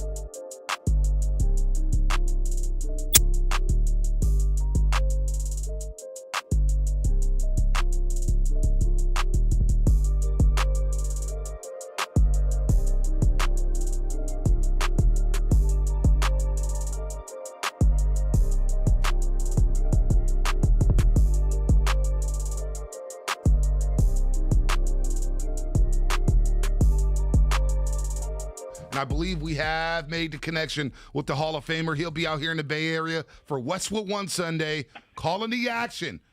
Packers, Niners, Levi Stadium, and what, Rod? You know what this rivalry is all about. It's like the 90s, man. It never gets old. You played against the Packers. I know you had heartbreak against the Packers when you were a 49er, but it's still going down, man. It's still bad blood between these two organizations. And with the latest news about Kyle Shanahan and Matt LaFleur, Shanahan calling Aaron Rodgers, we're calling the Packers about Aaron Rodgers. You know, no love is lost here between these two teams. Well, it's not. I mean, and the great thing is they're two great franchises. They're both winners. And really to have a rivalry, don't you have to win? So you kind of like that. You kind of like that it's that way because these two teams have been winning for such a long time. And as long as they can keep their coaches who they got in place, man, these guys are outstanding coaches. Yeah, you know, LaFleur, you know, I know Kyle Shanahan, man, he might be the best play caller in all of football. What he gets done with his players, and you know, and all the injuries they had last year, it seemed like they were starting to have a little repeat, especially with the running backs this year. But they're still chugging away and scoring points and doing everything the right way. So I think it's going to be a great game to call. Rod, you studied quarterbacks forever. You're obviously studied up on Jimmy Garoppolo for the game that you're going to call for Westwood One. What do you think of Jimmy Garoppolo currently? You know, Jimmy G, what I like about him, he plays within himself. And I know a lot of people get mad at him because he doesn't take a lot of shots down the field. He kind of, he's getting rid of the football pretty fast. And when you do that, you're not normally taking shots down the field. So I know a lot of people are getting on him about that. But, man, listen, since he's been a starter for the 49ers, he's 26-9. The guy wins. I like that. Their receiving core, their running game, their defense is solid. They got a solid offensive line. He fits in because he plays within himself, and that's what I really like about him. He doesn't try to go out there and compare himself to Aaron Rodgers, and Aaron's going to sling it down the field now. Mm-hmm. And he's not going to try to match that. He's going to take what the defense gives him, and he will take some shots down the field every now and then. But I like him because he plays within himself, and his defense is good enough that they can win those close games, that they don't have to go out there and throw up 35 points a game because their defense is getting shredded. So he plays within himself, and I like to say we-fence, where their offense and their defense kind of plays together. Huh. And Kyle put a really good package together. He has a good staff together, and the players – play really well. When Trent Williams comes over and says, I'm there because of you as a head coach, you're doing something right. No doubt. Rod Woodson, the Hall of Famer here on the Morning Roast on 95.7 The Game with Joe Shasky, the Butcher, and Bonte Hill. He'll be calling the game and analyst for Westwood One this Sunday when the Niners take on the Packers in their home opener at Levi Stadium Sunday night, prime time. Rod, did you like the way Shanahan used the two quarterbacks in the first game against the Lions? I know it was only 4 plays, but there was a lot of conversation during training camp about Trey Lance and Jimmy Garoppolo. There's going to be a 2-quarterback system. What was your feeling on all that? Do you prefer to just stick with one quarterback, or did you mind seeing Trey Lance for a few snaps against Detroit? I really don't mind. I mean, they took Trey Lance, as their number 1 pick last year for a reason, right? And that's what you normally do at any position. Mm-hmm. We overblow it at the quarterback position. and I think they're trying to figure out is, Jimmy G, is he's going to give them the best chance to win all their games, or does Trey Lance, does he give us a chance? I don't have a problem with them coming in and doing the quarterback draws and some of the, things that they've shown so far this year with Trey Lance, to get him out there to kind of get his feet wet. You can learn from the bench, but you really learn by playing. And, a lot of people always compare, what Aaron Rodgers did when he was sitting behind Brett Favre, but he's Aaron Rodgers, he was a really good quarterback at Cal. So does that come into play, I think? And I think if Jimmy G just keeps playing within himself and he doesn't do anything crazy, then I think he stays the starter. And I think they keep using that Trey Lance. And Trey is, he has, he can do more things with his feet, get out of the pocket. They run that quarterback draw. Teams are now running that quarterback counter when they get closer to the goal line, which you have an extra a blocker and an extra gap. So that's always fun to watch and see how people defend that. So I'm not surprised that that's happening, but it's happening across the league, not just with the 49ers. Rod, when you're looking at this offensive line for Green Bay and Aaron Rodgers, something seems to be a little off, I think, in general with them. Is this a big Nick Bosa game, D Ford game? With no Bakhtiari, it feels like the guy could be feasting in that backfield. Yeah, he can. You got two rookies starting, right? That's, and when you have two rookies starting, sometimes they play like rookies and sometimes they play like a vet. That's what happens. Jenkins has been kind of banged up and beat up.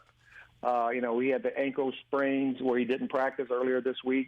So you got to think that Nick Bosa could have a big day. But then you got Aaron Rodgers sitting behind you who he can get out of the pocket. And I tell you what, this guy I've never seen. I think out of my whole time of ever watching football, he throws the best ball out of the pocket on the run than anybody else in the time I've ever watched the game. And he throws it on the money.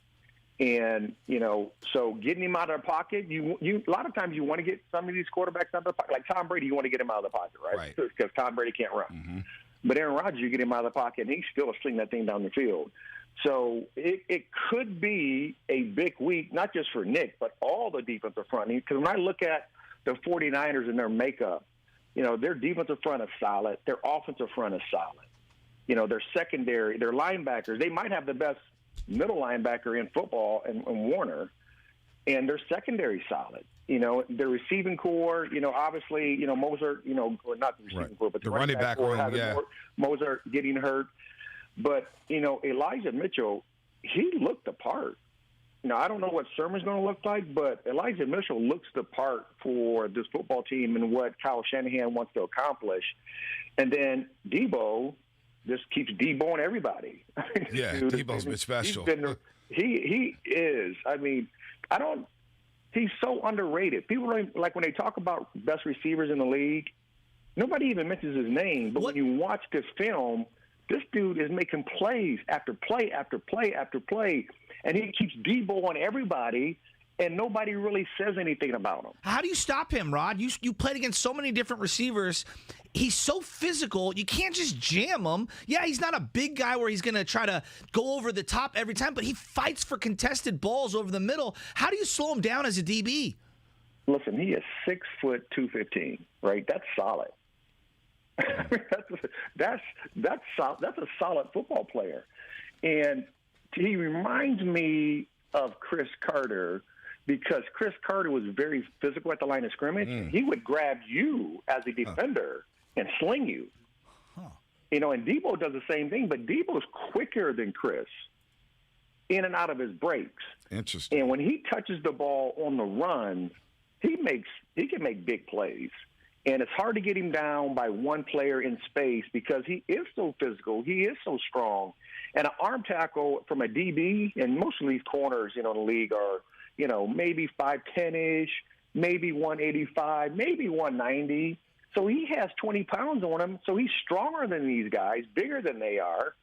And he knows what he wants to do with the ball. So I think he's a dynamic player. I love watching him play. I think it's very hard to slow him down. But for me, if I'm a DB trying to guard him, I'm gonna try to stay on top. Like I'm not letting you get on top of me. No seams, no posts, no goes. And I got to be close when you catch the football, because if you turn your shoulders on me and I'm a smaller corner, I got problems tackling this guy in space. Rod, you were once a rookie corner in this league. And Diamador Lenore for the Niners is a rookie corner. And you brought up Aaron Rodgers, that he can kill you in the pocket, he can kill you outside the pocket. And you have Devontae Adams, probably the best wide receiver right now in pro football. It's an argument to be made. What advice would you have for Lenore? Because Aaron Rodgers will look for number 38 and say, where's Diamador Lenore? Like, he'll take his chances with Josh Norman, but he'll take his chances a lot more with the rookie corner. What advice would you have for Diamador Lenore as you were once in that position? Well, I think, Devontae Adams is going to be lining up on the left side quite a bit. That's all I got to say. He's a young corner, and he has played extremely well for them. But you got to hope that your pass rush gets to Aaron Rodgers. Mm-hmm. I mean, that's what you got to hope. I mean, a pass rush is a cornerback's best friend. If you can get that pass rush working, then everything is going in the right direction for you. But if Aaron Rodgers gets time, it can be a long day for the young fella. But at the end of the day, he has a good skill set. I watched him in Oregon when he played and all that. He has a good skill set. He's just young. I mean, heck, when I was a rookie, I used to get bombarded by all the great receivers that I played against. They probably would have said I would have been a bust. But I learned over the time, and as long as he keeps learning, as long as he keeps growing and learning from his experiences, win and losses, and then that defensive front just keeps putting pressure on him, and you got to hope. You got to hope that somehow, some way, D'Amico Ryans keeps putting. If they're not getting pressure with the front four, that he's calling some type of pressure to help the young corner on the back end. But at the end of the day, just keep learning. Don't back down. Respect everybody, but don't fear anyone. And that would be my main thing. You respect Devontae Adams, but understand you're special too, and you got to challenge yourself. You got a great opportunity to show the world that you're a pretty good corner in this league. If you can slow down Devontae Adams, one of the best, or the best, arguably the best receiver in the league today, you can put a name for yourself your rookie year. Love that. And you learned all the way to the Canton Pro Football Hall of Fame, in Canton, Ohio, the Pro Football Hall of Fame, and you did it as a kick returner, punt returner, corner, safety. They don't make them like you anymore, Rod, so we look forward to your call Sunday. Westwood 1, of course, you'll be in the house at Levi Stadium when the Niners take on the Packers in their home opener. Thanks for the time, Rod. Let's do it again soon. All right, fellas, I appreciate you, man. Anytime. Rod Woodson. Legend. Here on the Morning Roast on 95.7 The Game, breaking down Packers, Niners, and boy, Diamador Lenore. I know we don't get into the weeds when it comes to cornerback on Sports Talk Radio, but my man's got to see Devontae Adams on Sunday. And he's got Aaron Rodgers over there audibling, saying, let's isolate this young man one-on-one. Whew, that's one matchup. If there's one matchup that worries me, it's that one. I don't care how good Lenore has been. You're a rookie playing against two Hall of Famers. And they know what to do with the top corners in the game, let alone rookie corners. So I told you there was one specific thing I'm looking forward to for the Sunday night game. I teased that about, 14 minutes ago. Here it is. When this kid came out onto the field the first time against the Chiefs and the stadium, every single person leaned forward. Now, I don't know if you remember the Chronicle used to put out these things for movie reviews. There would be a guy in no chair, just a chair, no guy, if the movie stunk. Okay, if the movie was good, everybody was leaning forward. The right. Little guy in the image would lean forward. And if the movie was awesome, he was jumping out of the chair, clapping. That was the old way that the Chronicle would rate movies. Every single person in the stadium for a preseason game, first snap of Trey Lance, was on the edge of their seats. You could feel the oxygen come out of the stadium, even though it was outdoors. When this kid gets onto the field, which he will in Sunday Night Football, because Kyle Shanahan's going to squeeze him out there, and he has that first play, Bonte, if it's a big play, or even if it's a small play, that stadium is going to pop. It's going to pop like you heard the Stone Cold Steve Austin glass break. Man. You know it. Man. I'm so looking forward to Trey Lance's first regular season snap at home against the Packers. In what capacity, at though? Levi Stadium. In what capacity? I don't even care if it's just a catch. Like, I don't even care if he kneels down. Honestly, I believe Trey Lance is the most talented quarterback walking in Santa Clara. I believe he's the best quarterback. Is he ready? I do not know that. Okay. I'm actually looking forward to Jimmy G sticking his 2 middle fingers up in the air on Sunday Night Football saying, you guys all disrespected me. I own Aaron Rodgers. I beat him in the regular season 2 years ago. I beat him in the playoffs. I own Aaron Rodgers, and I'm going to stick my middle fingers in the air and say, I'm here. This is my offense. Like, honestly, if Jimmy starts, I don't want to see Trey in this read option. One play? No, I don't want to see it. See, I do. I don't. I don't want to see it at all. I want to give him one little taste of Sunday Night Football, one snap, one little, again, in the right setting, the right circumstance, all that. One little tiny taste on Sunday Night Football. It would Trey be iconic. will have, dude, first ever home game against the Packers and Aaron Rodgers. He will have plenty of opportunities for Sunday Night Football. Selfishly, I need this. No, I don't need it. I thought I did. Okay. In training camp, I did. Week 3, I did. But you know what? I don't want it. Okay. I don't want it. It's too much pressure on him, man. I mean, it would be nice to be able to build up a lead and have him come in late. Right. I'm just saying I want one little touch for the kid to get a little clap from the whole place. I mean, I don't want to see what I saw in Detroit. Okay. Where he just runs into the game and it's like, oh, he's playing on the first drive. Oh, my, he's playing on the first possession. Oh, my, he's throwing the first pass, the first touchdown pass. Don't do that to Jimmy in what could be his last opener. Don't do that to Jimmy. Come on. Well, again, I think time has forgotten that Harbaugh did that with Kaepernick against the Green Bay Packers and really iced him in there and gave him opportunities, or eased him in there, and gave him opportunities to make a play right before the end of half to get David Akers into a position for a field goal. 63-yard field goal. And it's one of those plays I look back on, I'm like, man, dude, Harbaugh, the way he kind of like finagled that thing behind the scenes and subtly under the radar, he did a pretty damn good job there. So, he did. Look, B, if he plays 1 snap or 0 snaps, he is not going to be the deciding outcome factor for the 49ers or the Green Bay Packers. It's going to be won or loss on the back and the arm of Jimmy Garoppolo and this defense. So, Packers were here last year for Thursday Night Football, and in the NFL. Were you at that game? I was at that game. It was. What was that like? Eerie. Because there were no fans? It was not fun. No fans. How many people you think were in the... Okay, players, what, like 50 on each side? Right, give or take. How many people were actually in the stadium? 1,000? 1,000, maybe 2. Was that weird? Driving into the parking lot. Smell no barbecue. There's no smoke. There's nothing. It's empty. You drive right up. You're like, damn, am I going to a practice? And then you see the end zones and you hear the fake crowd noise. And you're like, this ain't football. This ain't NFL football. Yeah. And it felt like a scrimmage. It just felt, it wasn't right.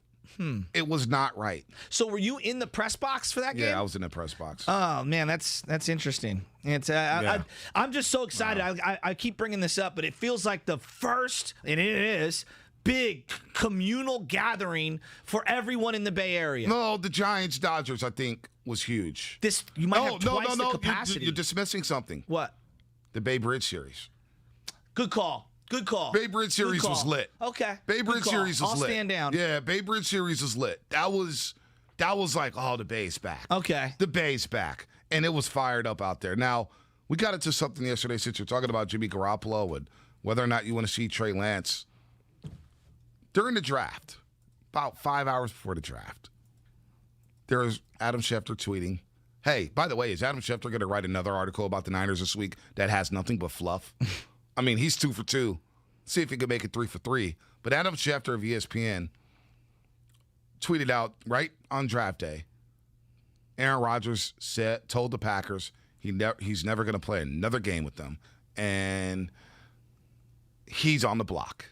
And then the rumor comes out that the Niners actually called about Aaron Rodgers.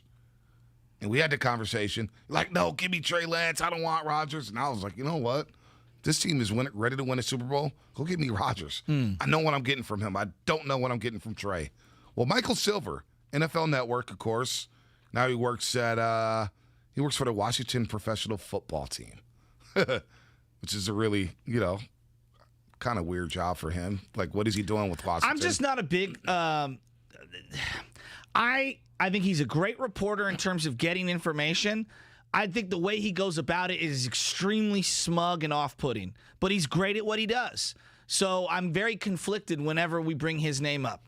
So he does have good intel. He does. Great intel. He does. I just think the way that he treats people on the internet and the way he goes about it, seems very condescending. Well, when you get called all kind of names over and over and over, I think he has a right to be condescending. Okay. I don't know. I just, yeah, he's a little odd at times, but I see the things people say to him, and I'm just like, you know what? To each his own. If you want to clap back. I'm cool with that. But anyway, he had a thread yesterday because he is tapped in. And he had a thread yesterday where Packers coach Matt LaFleur said he holds no ill will toward 49ers coach Kyle Shanahan. Now, a lot of people may say, why would he have ill will towards Kyle Shanahan? Well, because Shanahan and company were calling about Aaron Rodgers and their buddies. And Shanahan downplayed any tension. But check this out. Minutes before the 2021 draft, 49ers offensive coordinator Mike McDaniel was having a FaceTime conversation in his office with former SF assistants Robert Saleh and Mike LaFleur, who were with the Jets. So the current 49er OC is FaceTiming Saleh and LaFleur's Mike brother, LaFleur, who is a now Jets offensive coordinator. So they're out there in New York City, and they're FaceTiming with Mike McDaniels. And Mike McDaniels' office was open. And some other Niner coaches walked into the room. Playful banter was exchanged on both sides. I love playful banter. Playful banter, that should right? be the name of our show. Playful banter. It's actually not bad. Playful banter. Then Shanahan entered McDaniel's office to join the conversation. Yeah. Oh, Shanahan walked in. Like a busted big in. sleepover. Oh, hey, guys, what's up? Shanahan walked in, slick back hair. He's feeling himself. And he walks into the office. He's got the fresh cut. He's got the beard. He's got the scruff. Yeah. He's got the scruff. So he comes waltzing in. Yep, on waltzing this in and FaceTime. join the conversation. And mind you, a couple hours earlier, the NFL world was rocked by reports of Aaron Rodgers' desire to leave Green Bay and a report that the Niners had called the Packers, Shanahan to LaFleur, to inquire about a trade. Now, the Niners are getting ready to pick a quarterback third overall. The Jets at the number 2 pick were expected to take BYU quarterback Zach Wilson. Shanahan joked to Robert Saleh and Mike LaFleur, who's now with the Jets, and said, I hope you guys don't take a different quarterback and cross us up. We haven't looked hard enough at Zach Wilson. Mike LaFleur to Shanahan goes, what do you mean? You've already got your quarterback. Replied Shanahan, Aaron Rodgers. Shanahan tried to brush it off as a joke, saying, hey, tell your brother to call me back. He hasn't returned my calls. Mike LaFleur's response was, can you blame him? So Mike LaFleur, again, he goes, what do you mean? You've already got your quarterback. And Shanahan goes, who? Aaron Rodgers? And he tried to brush it off as a joke, saying, hey, tell your brother to call me back. He hasn't returned my calls. Mike LaFleur's response, can you blame him? At that point, according to several people, again, this is according to Mike Silver. At that point, according to several people familiar with the call, Shanahan got visibly upset and left the room. In his eyes, he had merely done due diligence on behalf of his franchise. But it was clear that Matt LaFleur viewed it differently. And that's where the rift was. The fact that Rodgers and Niners GM John Lynch shared an agent, there was a conversation there, but Mike LaFleur was like, look, blood is thicker than water, buddy. Blood is thicker than water. Don't do my brother like that. Interesting. So I guess the issue is coming from the LaFleur family, thinking that Kyle tried to leverage his relationship with Mike LaFleur, who's the Green Bay coach's brother. Yep. To try to get Mike LaFleur and the Green Bay Packers to agree to a deal. But it didn't sound like when we talked to Bill Schmidt yesterday, his interpretation was that Mike LaFleur had no idea that they were even thinking about trading Aaron Rodgers. Right. So there's just something's off here. Who is the one feeding Mike Silver this information is the number one question that I have. Who does it benefit? Who does it benefit that this goes out? Don't know. Okay, so then the other part of this is... It just shows that Shanahan was in on Aaron Rodgers. Okay. As well as he's been on every other quarterback. And he tried to joke it off playing like, yeah, Aaron Rodgers. The report's out there. And we know Shanahan's a liar. But we know Shanahan likes to fib. Don't you also think he's trying to cover up his tracks? Like, let's say he likes Aaron Rodgers, but there's a threshold with what he's going to give up. Don't we also think, if we're being real, that he is going to try to protect the Trey Lance draft pick because the Jets are in front of him? This could throw them off that scent? That too, where he said, look, we don't want you guys to cross us up. You're taking Wilson, right? We haven't done our due diligence on Zach Wilson, which is a lie. Yeah. Shanahan's lying. They've done all the research on Zach Wilson in case he fell to the 49ers. So then he lies there to Mike LaFleur. And the Niners were at all those BYU games. All those BYU games. So the fact that they were on FaceTime with each other minutes before the draft is wild, right? Yeah. The Jets are on FaceTime. The Jets head coach and OC is on FaceTime with Mike McDaniels, the OC of the 49ers. Shanahan walks into the office. Oh, hey, guys, how you doing? Don't cross us up. Please take Zach Wilson. And then Mike LaFleur says, well, Shannon, you already got your quarterback. And Shanahan replies, who, Aaron Rodgers? And Mike LaFleur's like, wait, what? And then Shanahan's like, yeah, tell your brother to call me back. He has to return my calls or texts. And then after a little more small talk, Shanahan was ticked off and walked out the room. He was visibly upset, according to those in the room. Hypothetically, Aaron Rodgers comes to the Niners and is playing for Kyle Shanahan. What's that look like? I know people, look, LaFleur runs the same offense, and look how great he looked. Are we sure that they could coexist? Yeah, I don't know. But here's Matt LaFleur. I mean, who has Rodgers coexisted with? Here's Matt LaFleur. Who has Shanahan on Kyle coexisted Shanahan with? With all the speculation over Aaron over the offseason, are you and Kyle on speaking terms? Yeah, Kyle's a great friend of mine, and so I haven't talked to him in a while. It's just part of the business. You kind of get in your own routine, but yeah, absolutely. I hold no ill will towards him.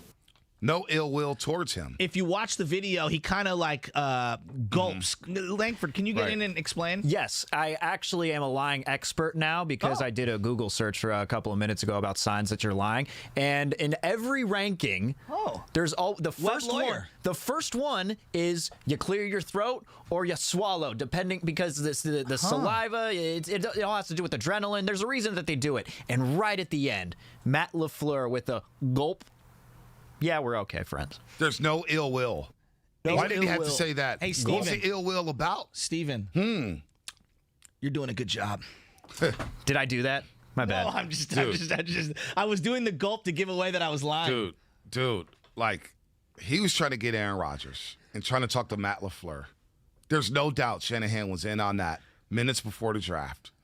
Because it does feel like Shanahan would rather have a veteran quarterback. I'm so glad they didn't get Aaron Rodgers. You don't want to get me started, dude. I don't even want to deal with him right now. I would have loved. I'm so glad they're in the position they're in. I actually would have loved it. Why?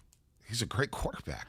Of course he's great, but a lot of baggage comes with that, and you're limiting Aaron Rodgers and George Kittle doing the pelvic thrust. I mean, would they even throw to George Kittle, or are they just going to use him as a blocker? You think Aaron Rodgers is not throwing to George Kittle? I don't know. You don't think he's audibling? Of course he is. Aaron Rodgers is spectacular. He's spectacular. If Aaron Rodgers is the quarterback of the 49ers right now. Well, it's them and Tampa Bay Super Bowl contenders. Yeah, we're talking about the Niners. Niners are bust. Yes. We're talking about them saying, boy, does Brandon Ayuk look great. Boy, does Debo look great. But here's the thing. It's always something with Aaron. There's always something that makes him miserable. There's always something he's got to harp on. There's always something. And he also, if we're being, very logical about this, he's at the end of his career. He's got 4 years left if he wants.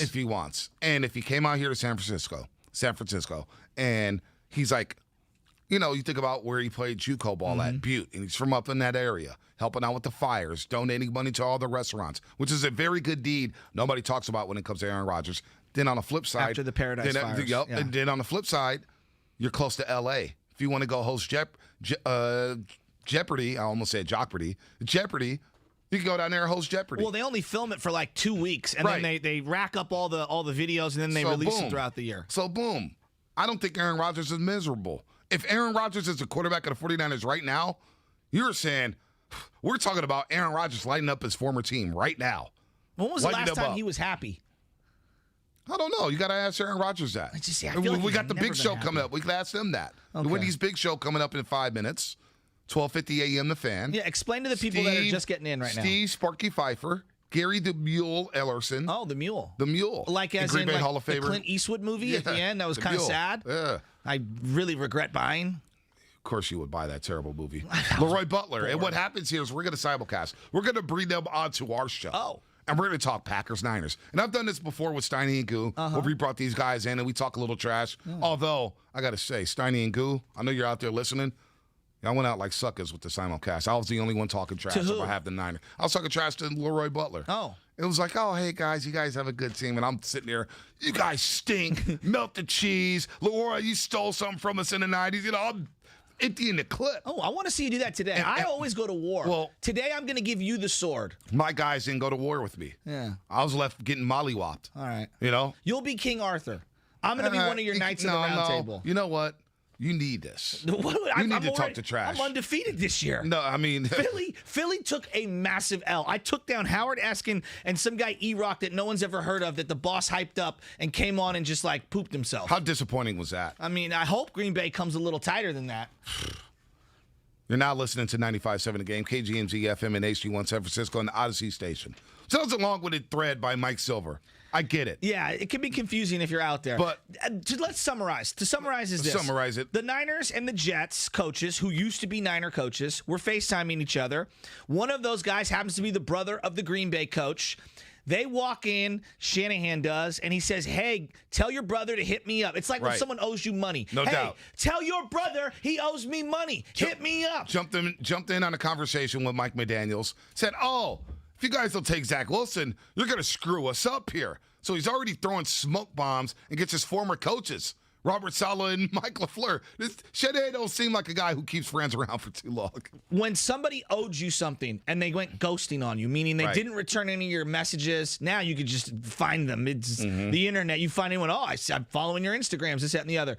But when people used to just ghost you, isn't that the most infuriating thing? Absolutely. When you're looking for something? Absolutely. And you got to call them to get your money back. Multiple times. You got to call them to get your money back. Something you owe, and you get mad at me for calling you because you owe me money. And you're mad at me. The irony. Yeah. The hypocrisy in that. There is. I can't stand that. But this Rodgers story where Shanahan ticked off Matt LaFleur, like, what did he expect? I don't know. Guys are trying to keep their jobs. Yeah, and you're not going to get rid of a Hall of Fame talent like that. It is interesting because this is what Bill Walsh did throughout the 80s, especially in like the 83 draft. All of these woulda, coulda, shoulda deals that we think may materialize, may turn into something, we don't hear about them in real time as fast as we do nowadays. Now, like, it took years for the Elway, Montana draft stuff to come out. The Al Davis, I was going to trade up to go get John Elway stuff. We hear about it 10, 15 years later. Now, with the modern technology, these guys are FaceTiming. Right. We find out Mike Silver's talking about it, and maybe we get ourselves a little Jim Schwartz, Kyle Shanahan, Harbaugh type action at midfield after this game. Do you believe that Shanahan walked out that office ticked off that Matt was going to call him back, and Mike was like, "Yo, blood thicker than water, dog. I got to look out for Big Bro." Well, who does Kyle think? I mean, what are you going to get in between two brothers? I mean, come on. You believe Kyle was mad about that? I think Kyle runs hot a lot. I can know because I run hot a lot. So now, when it comes to Aaron Rodgers, he tried to get that veteran, tried to get Kirk Cousins. Stop. I now believe that. Please. I now believe that Shanahan probably wanted Brady, and maybe the front office didn't. This is all leading me to believe that Shanahan wanted Brady, and there was a disagreement in the front office. I don't know anything. I'm kind of assuming here. If you had your choice, would you rather have Brady or Rodgers? Because I'd rather have Brady all day. I mean, yeah, I'd rather have. Even though I do believe Aaron Rodgers has more talent, I want Brady. All right. You don't agree with that? I like Brady. I like Rodgers too. Rodgers would have fit well though. Rodgers may fit better with the Niners with all the boot action. Hey, they better hope they hit on Trey Lance, because if they don't hit on Trey Lance, we're going to go back through this woulda, coulda, shoulda. Oof. Look, in a minute, and you got to get ready for this, because at 9:06, their open is going to fire here on the Morning Roast. The Wendy's Big Show. We're going to simulcast from 12:50 a.m. The Fan out there in Milwaukee with Sparky Pfeiffer, the Mule, Ellerson, and Green Bay Hall of Famer Leroy Butler, who used to kill the Niners in the 90s. Also, he's a former Florida State Seminole. We're gonna get to know the Packers a little bit better before Sunday Night Football. And Shasky, we're gonna talk some trash. We're gonna let them know that, of beatdowns coming on Sunday night. Now, I hope you ride with me. I hope you don't just leave me out there high and dry. You better bring bars in that first verse. Oh, it's coming. I am B-Rabbit of the show. Yeah. And you're Papa Doc. So I know that. So I shot myself in the parking lot? No, Papa Doc is the dude who got roasted and who choked. Who is it? Is it Cheddar? Cheddar. Cheddar Bob. Yeah, That's the guy. You are kind of a Cheddar Bob. You're kind of a Cheddar Bob. Yeah. All right, the Wendy's Big Show. Here we go, folks. Buckle up.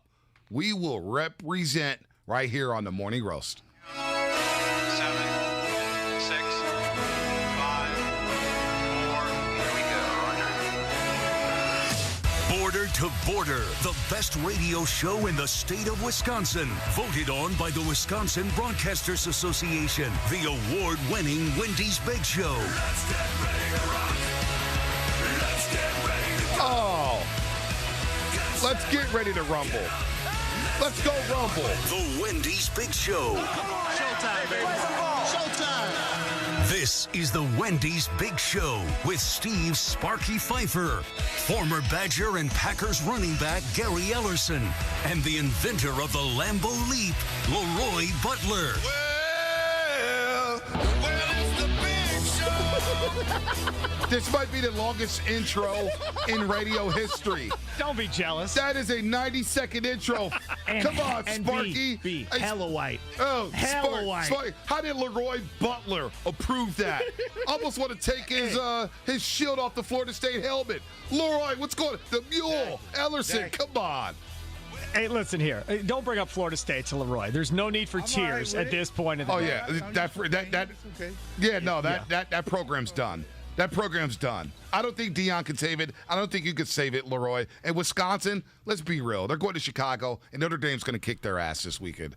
What school did you go to? Did he go to college, this guy? Yeah, San Francisco State. I'm a Gator. I didn't even graduate high school, Leroy, so you know, that's who you're dealing with here on the West Coast. He did his GED. It's all good, my brother. We all on the same channel. Yeah. Hey, man. San Francisco State who went to San Francisco State? Was that Bill Russell or was that Wilt Chamberlain? No, that's USF. That's USF, Yeah. Bill Russell. What's the difference? But Andy Reid was a Gator. The great Andy Reid. Pride of SF State, baby. Go Gators. All right, guys, let's Wait get a minute. Well, hold on. Who is this? The guy that with the big mouth when all the talk? Who is this? But so you know who I am. Bonte Hill. We've talked before. I told you guys about the NFC Championship in 2020. Remember that, Bonte Hill. What's this guy's name? The host of the Warriors pre and post game show. I know. What's his name? Bonte with the B. Hey, Mule. Bonte. Yeah, my mom was drunk. She had some Hennessy. She wanted to get creative. Don't kill me over the name. All right? Don't kill me over the name. Don't kill me over the name. However, we talked before the regular season game on Sunday Night Football in 2019 and the NFC Championship game. And you guys have never called me back since. After that beatdown where the Niners threw, they took it back to Vince Lombardi days. Student body right, student body left. We're going to throw the ball 8 times. We're going to use Paul Hornick. Hey, Bart Starr, don't even throw the football. You don't need to today. And you guys ditched me. You ghosted me. You still living on what? Well, I mean, the last time we played y'all was a JV game, so that really didn't count. Yeah, the NFL did us in. The NFL did us in. They had a lot of injuries. You got to play who you play with, Leroy. Yeah, you're right. Well, the NFL didn't do us a solid. They didn't give us the scholarship that Baltimore had or Tennessee had when they were getting the COVID stuff. They got to postpone their games. Hey, you want some cheese with that good wine y'all got out there in San Francisco? I do want some cheese. I do want some of that good cheese in Wisconsin. All right, let's do this. All right, cleanse. First off, we need to cleanse the audience here in the Bay Area with a little 40 water. Hit me real quick. All right, let's go. All right, first off, Leroy Butler, you crushed my heart in the 90s. But let me tell you something. Ever since Harbaugh stepped on the scene, you Packers have come so small against the Niners. Oh, the cheese and the bratwurst. We have roasted you year after year after year in the playoffs. You want to go back to 2012 with Kaepernick running all over you? I still think the defensive end has no idea if the running back has the ball or if Kaepernick's flying by him. You want to go to the frozen tundra game where Kaepernick leads for a field goal at the end with the sleeveless shirt. Unbelievable. Or how about to that NFC Championship game where Raheem Mostert basically ran right through you and Jimmy Garoppolo just stood there and handed the ball off. I love when you guys travel out here because tourism kicks up and I get to see these sad cheeseheads leave Levi Stadium all happy-go-lucky that their team falls short again in the NFC Championship game. And by the way, has Mike LaFleur picked up his sack after not going for it on fourth down last year and letting Tom Brady, after throwing up all over himself, run right through you en route to another Super Bowl? I mean, come on. Hey, at least we like our Wisconsin. governor. Come on, stop it. Oh, well, you don't get politics. Yeah, man. we like our governor. We're not going to go there. Try to kick your own governor out, man. What's wrong with y'all? Hey, look, good morning to everybody out there in Milwaukee. This is Joe Shasky, the Butcher, and Bonte Hill. We represent the 49er fan base out here, and the Giants, of course. We'll see the Brewers soon. We'll knock you guys out the baseball playoffs. Yep. Hey, lucky we didn't steal Giannis from you. We actually felt sorry for you guys, so we didn't want to take Giannis from you guys. So you got a little championship. You're crossing the line. Hey, I know I'm crossing the line. But look, come on. Aaron Rodgers, how long is he going to make it this year? I mean, what's going on with Aaron Rodgers? You got a problem with Rodgers? I love Rodgers. He didn't come there. Of course. Look, he's a whiner. Yeah, he seems like he has. Well, why y'all keep trying to trade for him? There was all these reports out that Shanahan was upset that LaFleur's brother wanted to. I mean, what do you make of that, Leroy? What do you Tell make of John that? Lynch, I know he got in the Hall of Fame before me, but he cannot have Aaron Rodgers. Let it go, man. How is this going to end up there in Green Bay, man? Because we had a guy, Bill Schmidt, who does a lot of radio up there, and he's a good friend of the program, and he said was our former co-host on this show. There you go. Wow, we love Bill. We love Bill. Cut his teeth. He cut his teeth right here. Yeah, his nickname is Baby Tausch because he looks exactly like Mark Tauscher, but there is no relation. Baby Tausch, I did not know that. We got to get that. That's actually pretty good. Hey, Sparky, you actually come up with some good material today. I'm proud of you. Once in a while. I'm actually proud of you. But how is this going to end, man? How is this going to end, Sparky? Come on, man. Aaron Rodgers, it doesn't feel like he doesn't even want to be there.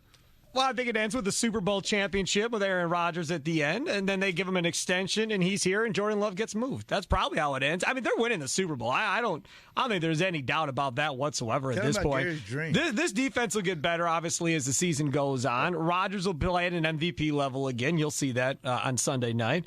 And then our guy, Gary Ellerson over here, He has dreams, but not very often are they sports related. And the last time he had a dream, it was about midway through the last time the Packers went and won a Super Bowl. He had a similar dream again of the Packers winning the Super Bowl and then Rodgers signing an extension just a few weeks ago. It's done. It's all done. Sparky, I mean, it's all done. Let's be honest, Sparky. The Mule had a dream that they were going to beat Penn State in the season opener. With the No, he didn't. That turned into a nightmare. No, Gary is not a rah-rah Badger guy. Gary is same old Badger guy, same song every year. No, that's not Gary. No. Yeah, we'll win 10 games every year. So yeah, you're the Marty Schottenheimer of college football. You guys waste a lot. Yeah, that's pretty good. Yeah, that's pretty good. That's right. You're right. That's pretty good. Yeah, that's a great assessment of the Badger program. Unbelievable. That's exactly it. And so many people are frustrated by it. Hey, who's going to be y'all running back this week? It don't matter. It could be me. I might run, I could might be go me. for 250 against It's just you. the system, right? It's the system, and with those lanes that they carved up against the Packers a couple years ago, I mean, I kind of see the same thing happening. So, Leroy, you can come out of retirement. Mule, if you want to run the rock for the red and go and get a check real quick, you could probably run for $150 against that Packers defense. Well, let me ask you this. What happened with that Detroit game? You guys let him back in the game? Or we were up 41-17. They took Bosa out the game. He took his shoes off. Next thing you know, he's got to go back in there. Right. I mean, don't fall victim to a couple of bad bounces at the end of the game. Leroy, I'm glad you brought up the end of that game. The game changer for you guys in the 90s was getting Reggie White. The game changer for the Niner defense was getting Nick Bosa. Do you guys fear this guy? Do you guys fear this guy? One stay healthy, the other one can't stay on the field. That's not a fair comparison. What do you disagree with? Now, this is Leroy Butler speaking. Did he compare Bosa to Reggie? No, he's saying the same, not players. The impact. Like the impact. I get what he's saying. But it's not Bosa. It's Fred Warner. Fred Warner, to me, is by far the top 2 middle linebackers in the world. This guy's smart, fast. He does everything. Robert Saleh has gone. It don't matter. As long as you got 54 there, he don't miss games. I mean, Bosa coming back from an injury, I get it. I mean, they love Bosa. And Eric Armstead, he's a good player too. He kind of took over the game in that championship game. But to me, guys, and before I finish, I want to say I'm praying for Raheem Mostert. I don't want nobody to get hurt in this league. And I think he can still run a 4.3 even with his knee hurt. The guy, so I want him to come back. And I think he's a free agent too. So y'all last you've seen of him. But on that defense, to me, it's 54. Yeah, no, I'm with you. He's an absolute stud. The guy plays the linebacker position like a safety, can run like the wind, can hit like a lineman. I want to ask what the impression of Jimmy Garoppolo is to Green Bay fans, because he's polarizing out here. I mean, just split down the middle. Some people love him. Some people can't wait for Trey Lance to play tomorrow. So what do you guys think of Jimmy G? Nothing. We don't talk about him at all. I haven't mentioned him once. Not at all. I mean, we talk about the Niners running game being an issue, obviously going into this game. That's part of it. And then the other thing is, I think Packer fans are expecting the Niners to play similar to what the Saints did, is play the two high safeties and dare Rodgers to beat you underneath and dare them to run the football. And will Rodgers be patient enough to do it? And will the Packers stick with their run even if it's not working? I think from a Packer fan standpoint, that's what it's all about. And there's been some talk of George Kittle too, right? I mean, obviously, Packers can't cover a tight end to save their life. So George Kittle obviously will be an issue, but I don't know.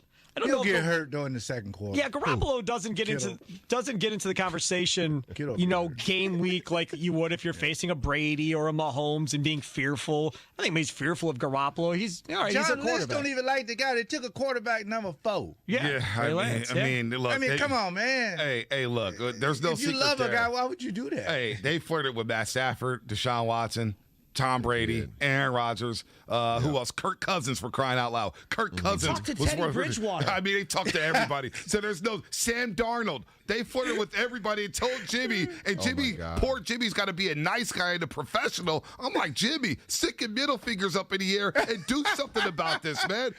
Stop being a nice guy. He's way too professional. By the way, we're on simulcasting with 1250 AM The Fan, the Wendy's Big Show. They're really good out there in Wisconsin. Sparky Pfeiffer, Steve Sparky Pfeiffer, Gary the Mule Ellerson, and of course, Green Bay Hall of Famer, former Florida State Seminole, Leroy Butler.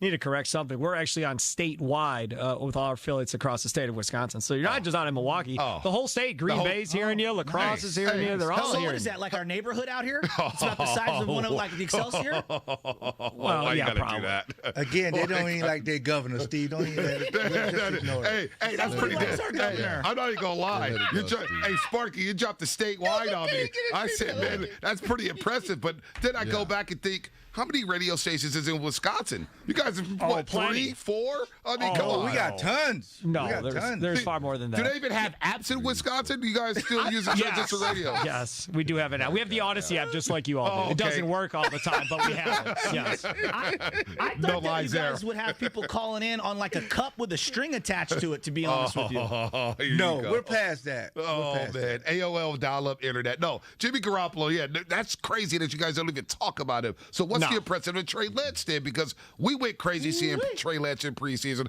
We saw him at training camp. Not enough bigger sample size. Yeah, but I thought, man, he may be the best quarterback in Santa Clara right now for the 49ers. This guy looks special. You think so? I think so. Yeah, we've seen him up close and personal. It's real. Well, what's stopping them from starting him then? That $100 million they're giving Jimmy G. There you go. Money. There you go. Pay him. Let me ask you guys. What do you guys, Leroy, especially you, because you played the league, of course, but how do you feel about a 2-quarterback system? Because I can't wrap my arms around that. Great question. I can't wrap my arms around that when a guy comes in we don't like mid-series, throwing a pass, and then if things go awry, then all of a sudden they're going to blame the quarterback. That's on the coach. I'm saying you got to go with one guy and one guy only at the quarterback position. Agree, and that's the 90s thinking of it that me and Gary agree on. Because what they were doing with the Saints with Taysom Hill, when you got a Hall of Fame quarterback like, Rivers, I'm like, how does this work? I mean, you're driving down, you're making all these passes, and you'll switch out. You see, the quarterback room is delicate. There's only 3 or 4 of those guys in that room. So it has to be a hierarchy in there. Now, people have tried the dual quarterback there, but it was in high school and college. It doesn't work in the pros. One guy has to be the starter. One guy has to be ready. Otherwise, when you're blowing people out, that's different. Now, you will see Jordan Love in there if they're blowing people out, but they're not going to bring Jordan Love in for 5 plays and get him out. Because what if you bring him in, he gets hurt, both your quarterbacks are exposed, and now you don't have a quarterback. So you got to be careful with that. Just let Jimmy G do his thing, or just pull him out and give the kid, or let it work out like Chicago. Hey, man, just hope the guy gets hurt. I mean, that's not very nice. For you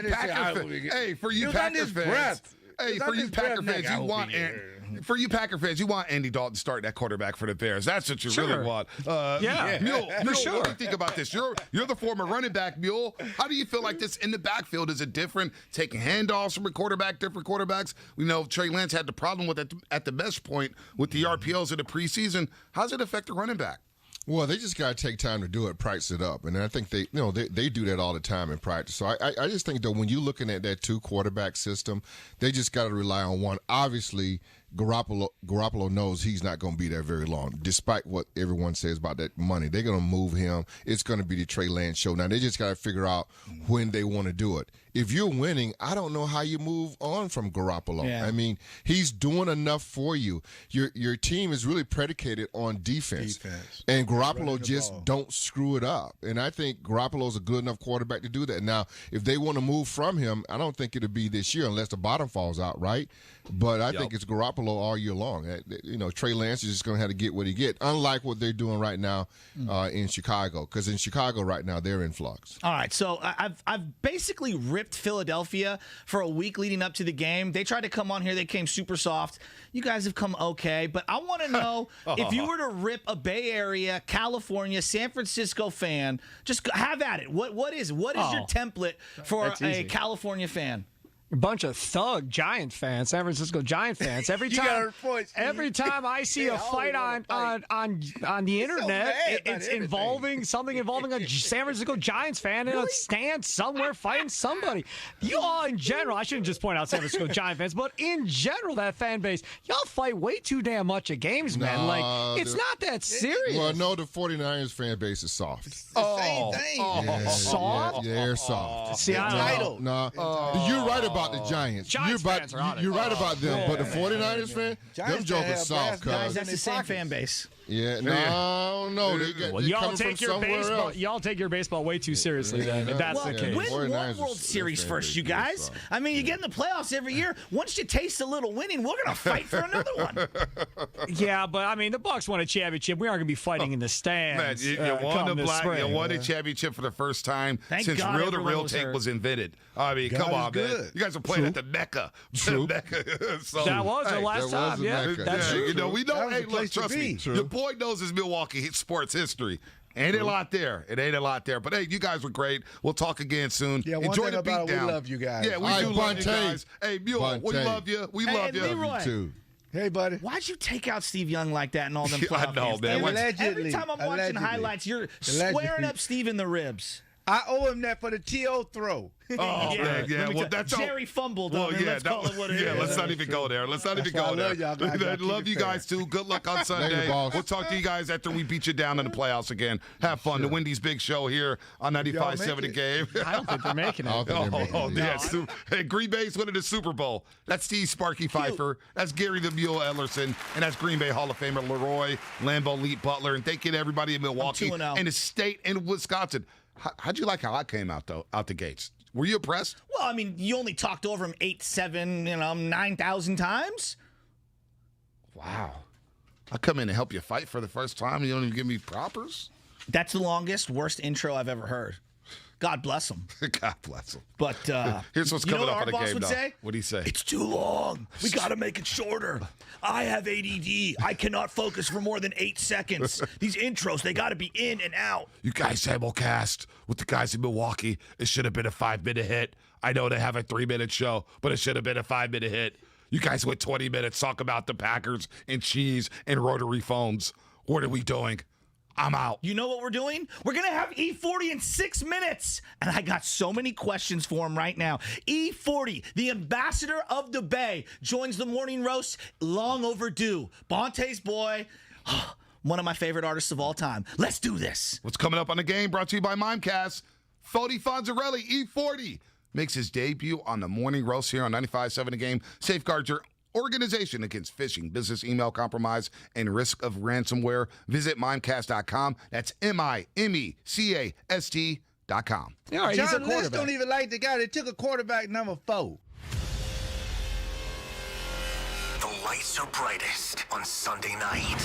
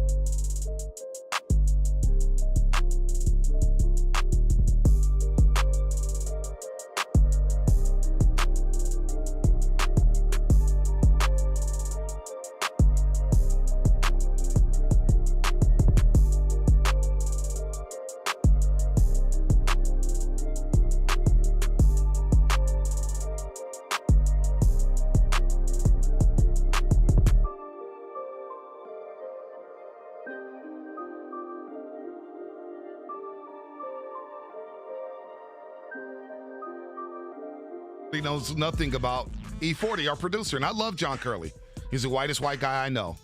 He's bumping Dave Matthews on the way to work. Usually he has questions, right, for us, in case we need questions, a guide, kind of like our Bible here at Sports Radio. He's got questions for Rod Woodson. He's got a couple questions for Sparky and the Mule and Leroy Butler. It's the But for E40, it's blank.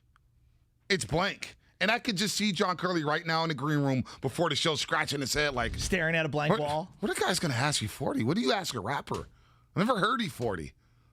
What did we ask him? And he just left it blank and said, you know what? The guy's got it. The guy's got it. Knowing Curly, the first question was, how you doing? When E40 calls, my man, how you doing today? You ready to go on with the guys? Yeah, it's just asking the Butcher Bonte Hill. Yeah, we'll get you on right now, boss. All right. Thank you. That's exactly what he just did. He actually answered the phone already, said he needs a couple of minutes. So he was like, what's up, E? How you doing, my man? E. My man. What's up, my man? The question I would think is, what grade would you give my ghetto report card? He called him E. What up, E?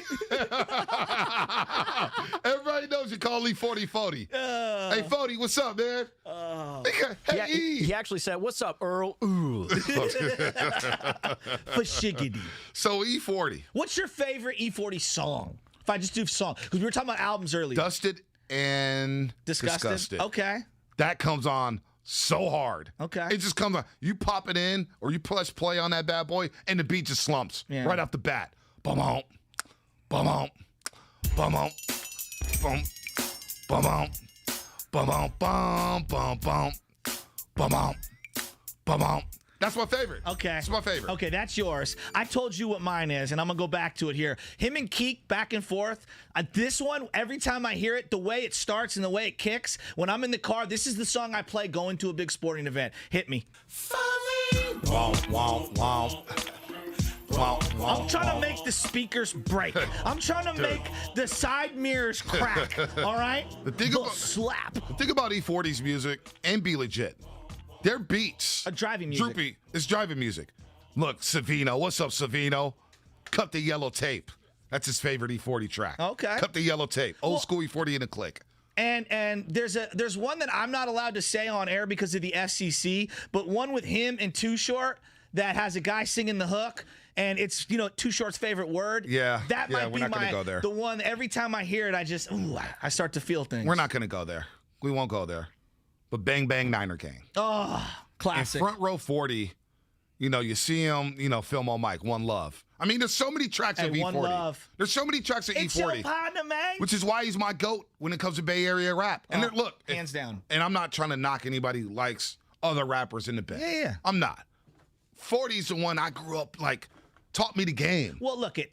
Too Short's because I didn't have no money. I know. Too Short's the Godfather. Right. 40 was the first to hit it big on the independent scene and have his own label and do all that. He reinvented himself. Everybody recognizes Mac Dre's underground influence. 40, the longevity, the versatility, the ability to network with every single artist across the country. J.O. Felony, Nate Dogg down in L.A., doing stuff with guys in Atlanta and Little John, the East Side Boys. P.D. Pablo, doing stuff with people in New York. He's done it with everybody. Yeah, he's done it with everybody. I mean, come on, done it with man. everybody. And now 40, I remember when I was watching the World Series, Royals versus the Giants. 2014. And you got Marlins man back there. And every single game next to Marlins man or in his vicinity is 40 water. And that's when I realized Front Row 40 was a thing. It is a thing.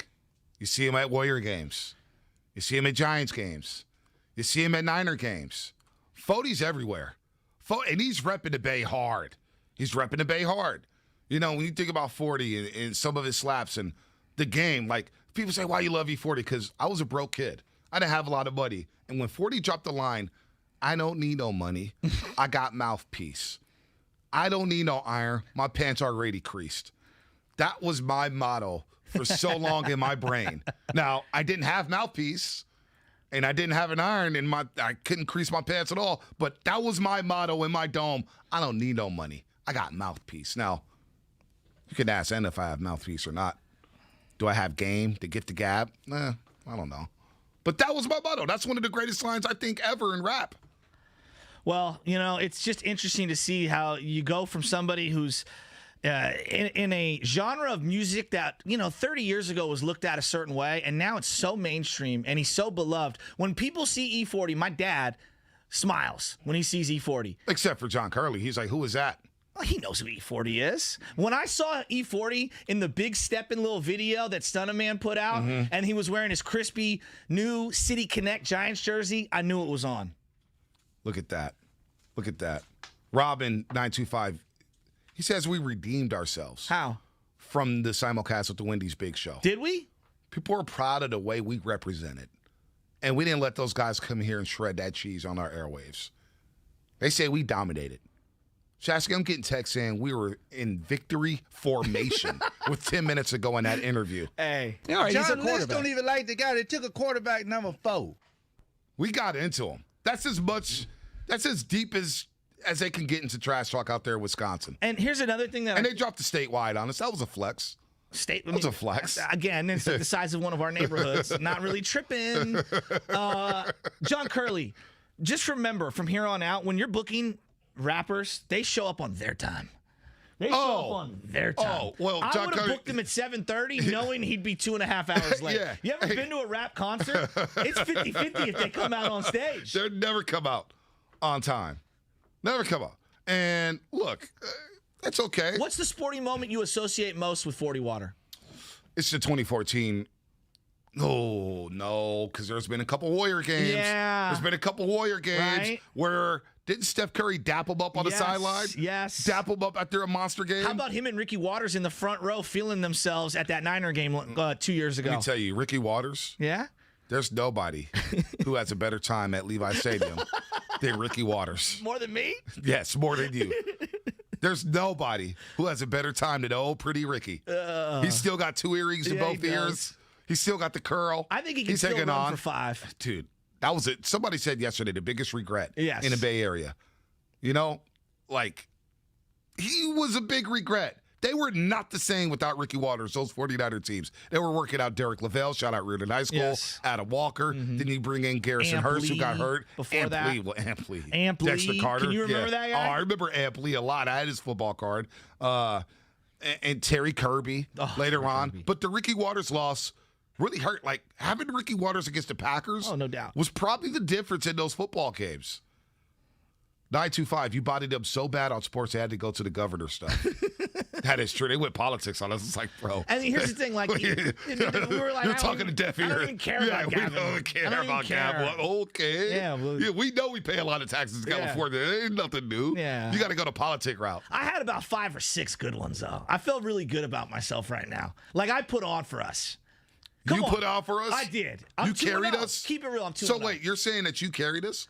No, I'm saying that I held my end of the bargain. So you're saying I didn't hold my end. You're kind of look at last year. No.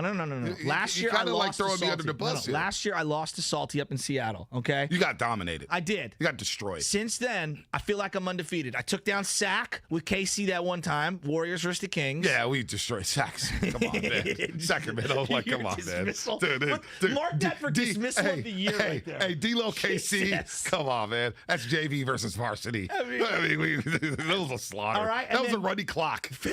We're running the clock. High school football. I mercy ruled Philly. I mean, Philly had nothing for me. And then Wisconsin came on. When I hit them with your college football team is literally the Marty Schottenheimer They're in shambles. College football. They had no response. Yeah, they had no response at all. 415 news headline read. Morning roast takes belt from Titletown. That's certified G. I like that headline. Let's bring in 40 Water. E40. 40 Fontarelli. What up, What's baby? happening? Good morning. Bang, bang, Niner gang. What, front row 40. What would you like to call us today? Because it's been a while, and I've had your Lumpias over and over and over, and I've been looking for you, 40. And next time, every time I see you at the Giants game, I'm like, man, 40's right behind the plate. I'm sitting here 10 rows up. I need to be like you, 40. What's up, family? What's up, man? Hey, man, welcome to the morning roast. We've been trying to get you here for a minute, man. But it's appropriate now with the Niners taking on the Packers. Sunday night football. I know you're going to be in the house. And the Giants up 1 game on them Dodgers. Giants playing well right now. How have you been, man? How fired up are you for Sunday with the Niners and Packers, with the Packers coming to town?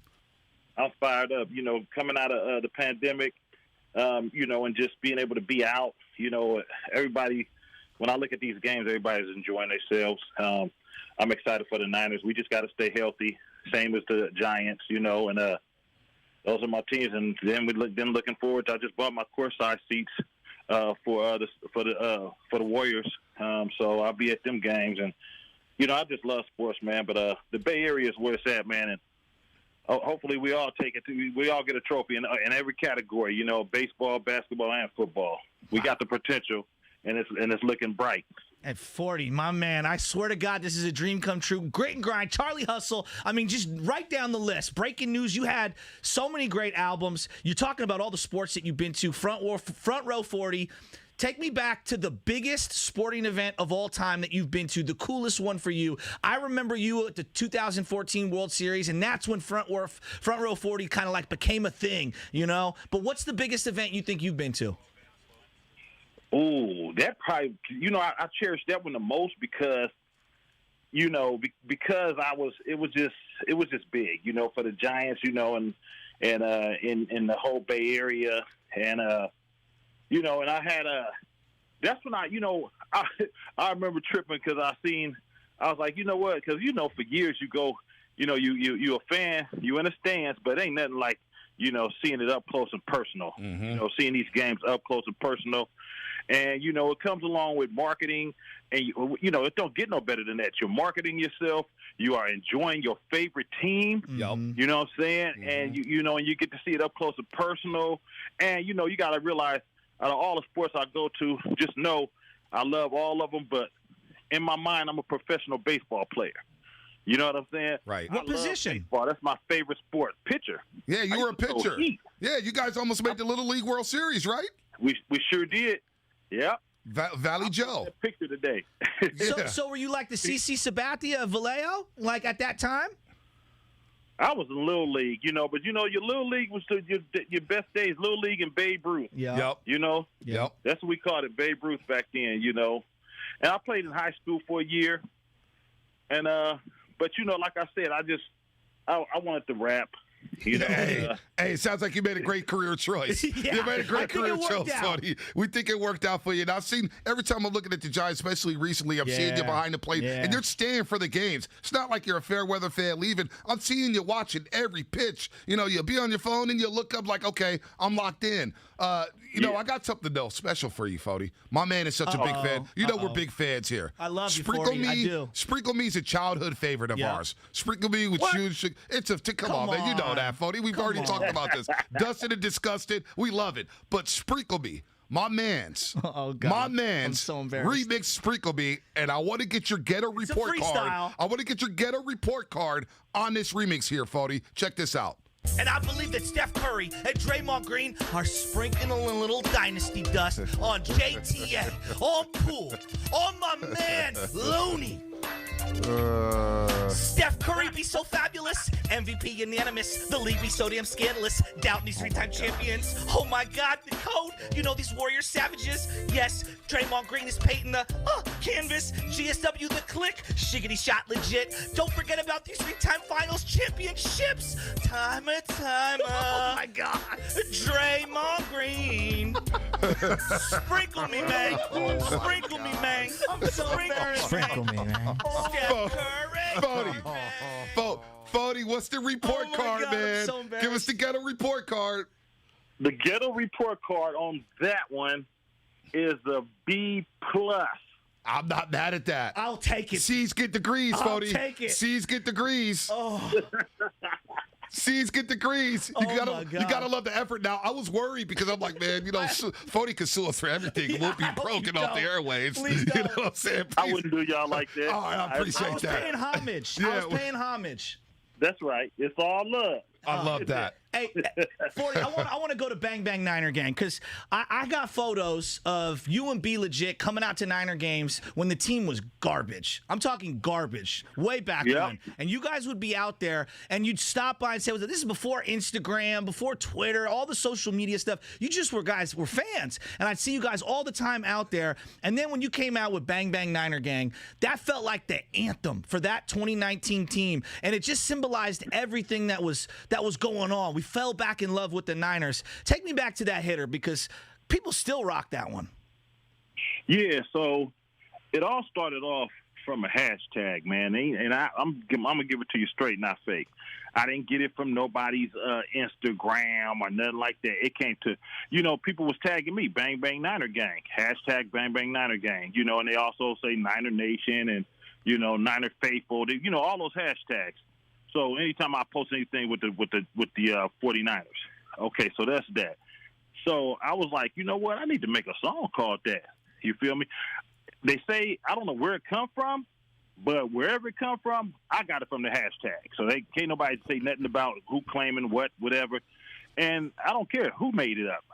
It's just something that the majority of the people were saying. It was like probably 16,000 hashtags at the time of that. Wow. Yeah. Right? Wow. You guys can go back and look at the hashtags in the year and everything. You will know. Not you, but I'm just saying whoever wanted to know. Right, so, no doubt. And then now it's at 100-something thousand because of me. You feel me? And so I did the song. My son did the beat, Droopy. Yeah. Oh, yeah, Droopy. We love Droopy. He's always got hitters. We love Droopy. Come on. Yeah, we always got the beats, and we're busting out windows with the bass and stuff like that. So Bang Bang Niner game. And it's crazy, Fody, because every time, so we do a pregame and postgame show at the Hilton Hotel right next to Levi Stadium. And every time, when I do the NBC stuff with the Warriors, every time I hear somebody's always, hey, Bonte Shasky, Bang Bang Niner game. Always. Did you think it would take off like that when you made that song? I really did. The reason why, because it was catchy. It was a no-brainer. Anybody could have came with that hook. It's like you see the hashtag Bang Bang Niner game, so it's like say it simple, Bang Bang Niner game, Bang Bang Niner game. You feel me? That's all I did. And so the beat, when he sent it to me at 1, 2, 3 o'clock in the morning, whenever it was, I got in there. I'll start writing immediately. And the next morning, just knocked it out. You feel me? Just like it was easy, simple. I didn't want to make it sound dated, so I didn't put none of the. I didn't want to put a lot of the new. I wanted to put all the legends that's already cemented in. Timeless. I didn't want to put the newer players because I know how it is. They get traded and they, you know what I'm saying, and we'll be saying because I learned that mistake when I did the Warriors when I did choices. Yep. Oh yeah. Warriors. Yep. You know what I'm saying? So I just put the legends in there, and that's going to be cemented forever. And I just think it was just a great opportunity to bring some energy to Levi Stadium. I said Levi Stadium starting to feel like Candlestick Park because I remember going to the 49er games with Merton Hanks and and all of us back at Candlestick Park. You know what I'm saying? It was just a great days. Of the Niners, in the 90s. You feel what I'm saying? Yes. And so I start feeling it later on, with the Bang Bang Niner game. I started, slowly but surely, every game is starting to feel more and more like Candlestick Park, even though it's, in Santa Clara. Right, You no feel doubt. me? There's a soul now at Levi's. And 40, I'm glad you said that because I grew up on that side of the city in San Francisco, and Candlestick means more than just a place. You know what I mean? It had a soul, and we are taking that soul down to Levi's, and it is awesome that you embrace it because I've started to embrace it even though I was hurt that they left. I'm over it, and now I love going down there. So this weekend, all right, I know you got the lumpia. My wife's Filipino. I love my lumpia. Yeah, shout out to Alex, by the way. He's always plugging it, lumpia, Fody. and I'm glad Alex does a good job with the truck. That food is killer. Right on. But I want to know, what's the wine? What's the Earl Stevens wine that I'm pairing with some cheese as we play the Packers this weekend? With some cheese, I would say maybe. What you say? Some Function Red with some cheese. The Function Red blend because it's a full body blend. It's Zinfandel and Cabernet, and you know what I'm saying. It's something. My wine is you could just taste the properties and components and all the the fruit in it and if you look at your glass once you little twist it around you see the legs on it and it's full body. It's not thin. It ain't gonna burn your chest and go down smooth. Some wines they're so thin it burns your chest. You know what I'm saying? Yep. Mine is smooth. Like I'm gonna keep it 1,000 out. All my products they're not harsh. I'm talking about they top shelf. I really should be selling my wines way more than I sell them. But I want to give everybody more bang for their buck. Bang, bang. Bang, bang. And I love that. Fody Fonzarelli here on the Morning Roast. We love it. Spitting game, spilling game, to sprinkling us with all the game, the wine, the sports angle, everything going on. Fody, I first met you when you did join Fab and I on the Warriors pre- and post-game show going into the NBA Finals. And I was blown away. It was you, Snoop, and Mr. Fab. And I had that photo, and I said, man, they could fire me tomorrow. I've lived it. I lived it, right? Now, I got to get you back on Warriors pre- and post-game next season because this Warrior season, you talked about you feel like this title, this region with the Niners, Giants, and Warriors are bracing themselves for some championship runs. This Warriors team, I think people are sleeping on them, Fody. Yeah, they are. They are. I really feel like all it is about staying healthy. That's all. If we can stay healthy, we wouldn't have never lost any of the championships or none of the finals or anything if we would have stayed healthy. Mm-hmm. You know, that's just out of your control sometimes. You know, no matter how good of shape you are in, you know, the body is the body. You know, we're humans. You know what I'm saying? But I just know that we have the potential, we have the team, we have the organization, and I think the fans going to really show up this year. It's going to be great to see Clay back. You know, he is such a great asset to us. I mean, this is just going to be a great season. I went ahead and purchased mine for the whole year. I'll be right there. Oh, we can't wait. I know. We can't wait. What about the youngsters, Fody? The Kumingas and the Wisemans. This Kuminga dude, he looks like a beast. We saw him up in Sacramento in Summer League. Cats were talking about, he reminded him of Tim Roy, the radio voice of the Warriors. He said, man, this guy reminds me of Ron Artest. Man, I'm looking forward to seeing the youngsters get out. You already know Wiseman; he got the potential. I need to probably give him a call and tell him to drink some beer with some potatoes and gravy so he can get a little weight on him. You understand?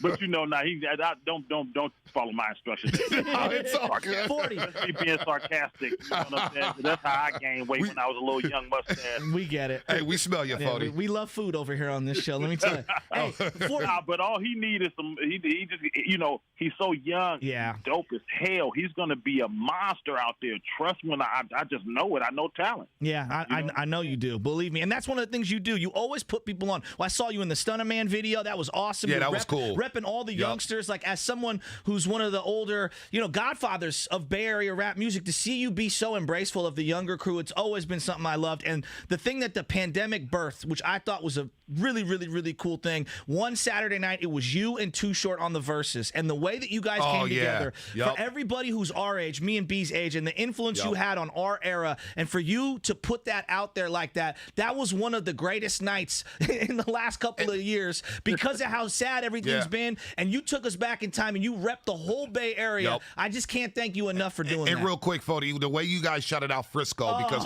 a lot of people think our town is full of tourists or whatnot, and you shouted out every hood in Frisco and said, you can't sleep on Frisco. They got some gangsters out there. That versus was probably the highlight of the entire pandemic. Absolutely. We were just telling the truth. Man. And it was great doing it with my good friend, Too Short. That's my big bro. We had a great time out there, as you can see. And, you know, I felt it, you know, a lot of people say, man, it was like watching the Super Bowl, man. We all had it was like we had versus parties at the house, you know what I'm saying? We did. And you was kicking too. Your dance moves that night was epic. You were faded. Hey, man, that was that Mango Scotto, man. I started back when I was a young mustache, bringing dances back. I forgot I even knew how to do. I love it. 40, you're so unorthodox. Like you and Mystical, the only two dudes that can rap off beat and still kill it. Who is the athlete that most resembles you in Bay Area sports history? Oh, my God, that's a tough one. Let's see. Who's different? Let's see.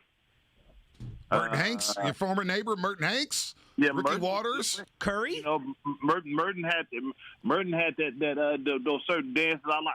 And also my man on the Ravens. What's my Ray name? Lewis. Ray Lewis. You know, said Deion Sanders. Always loved. Oh, you said the Bay, huh? Oh, he said the Bay. Okay, you said the Bay. Let me think. Is it Dre? Huh? Draymond Green. Well, Draymond not that different though. You know, Draymond is dope as hell. He definitely a goat. He definitely a goat. You know what I'm saying? I'm trying to talk about somebody that's so like a frisbee like me. Like I do everything different. Like that swag. Everything different. That swag. Klay Thompson kind of does everything differently. He's a different type of cat. Two of you in the front row. That is true. That is very true. Who else? I'm just trying to go to sport to sport.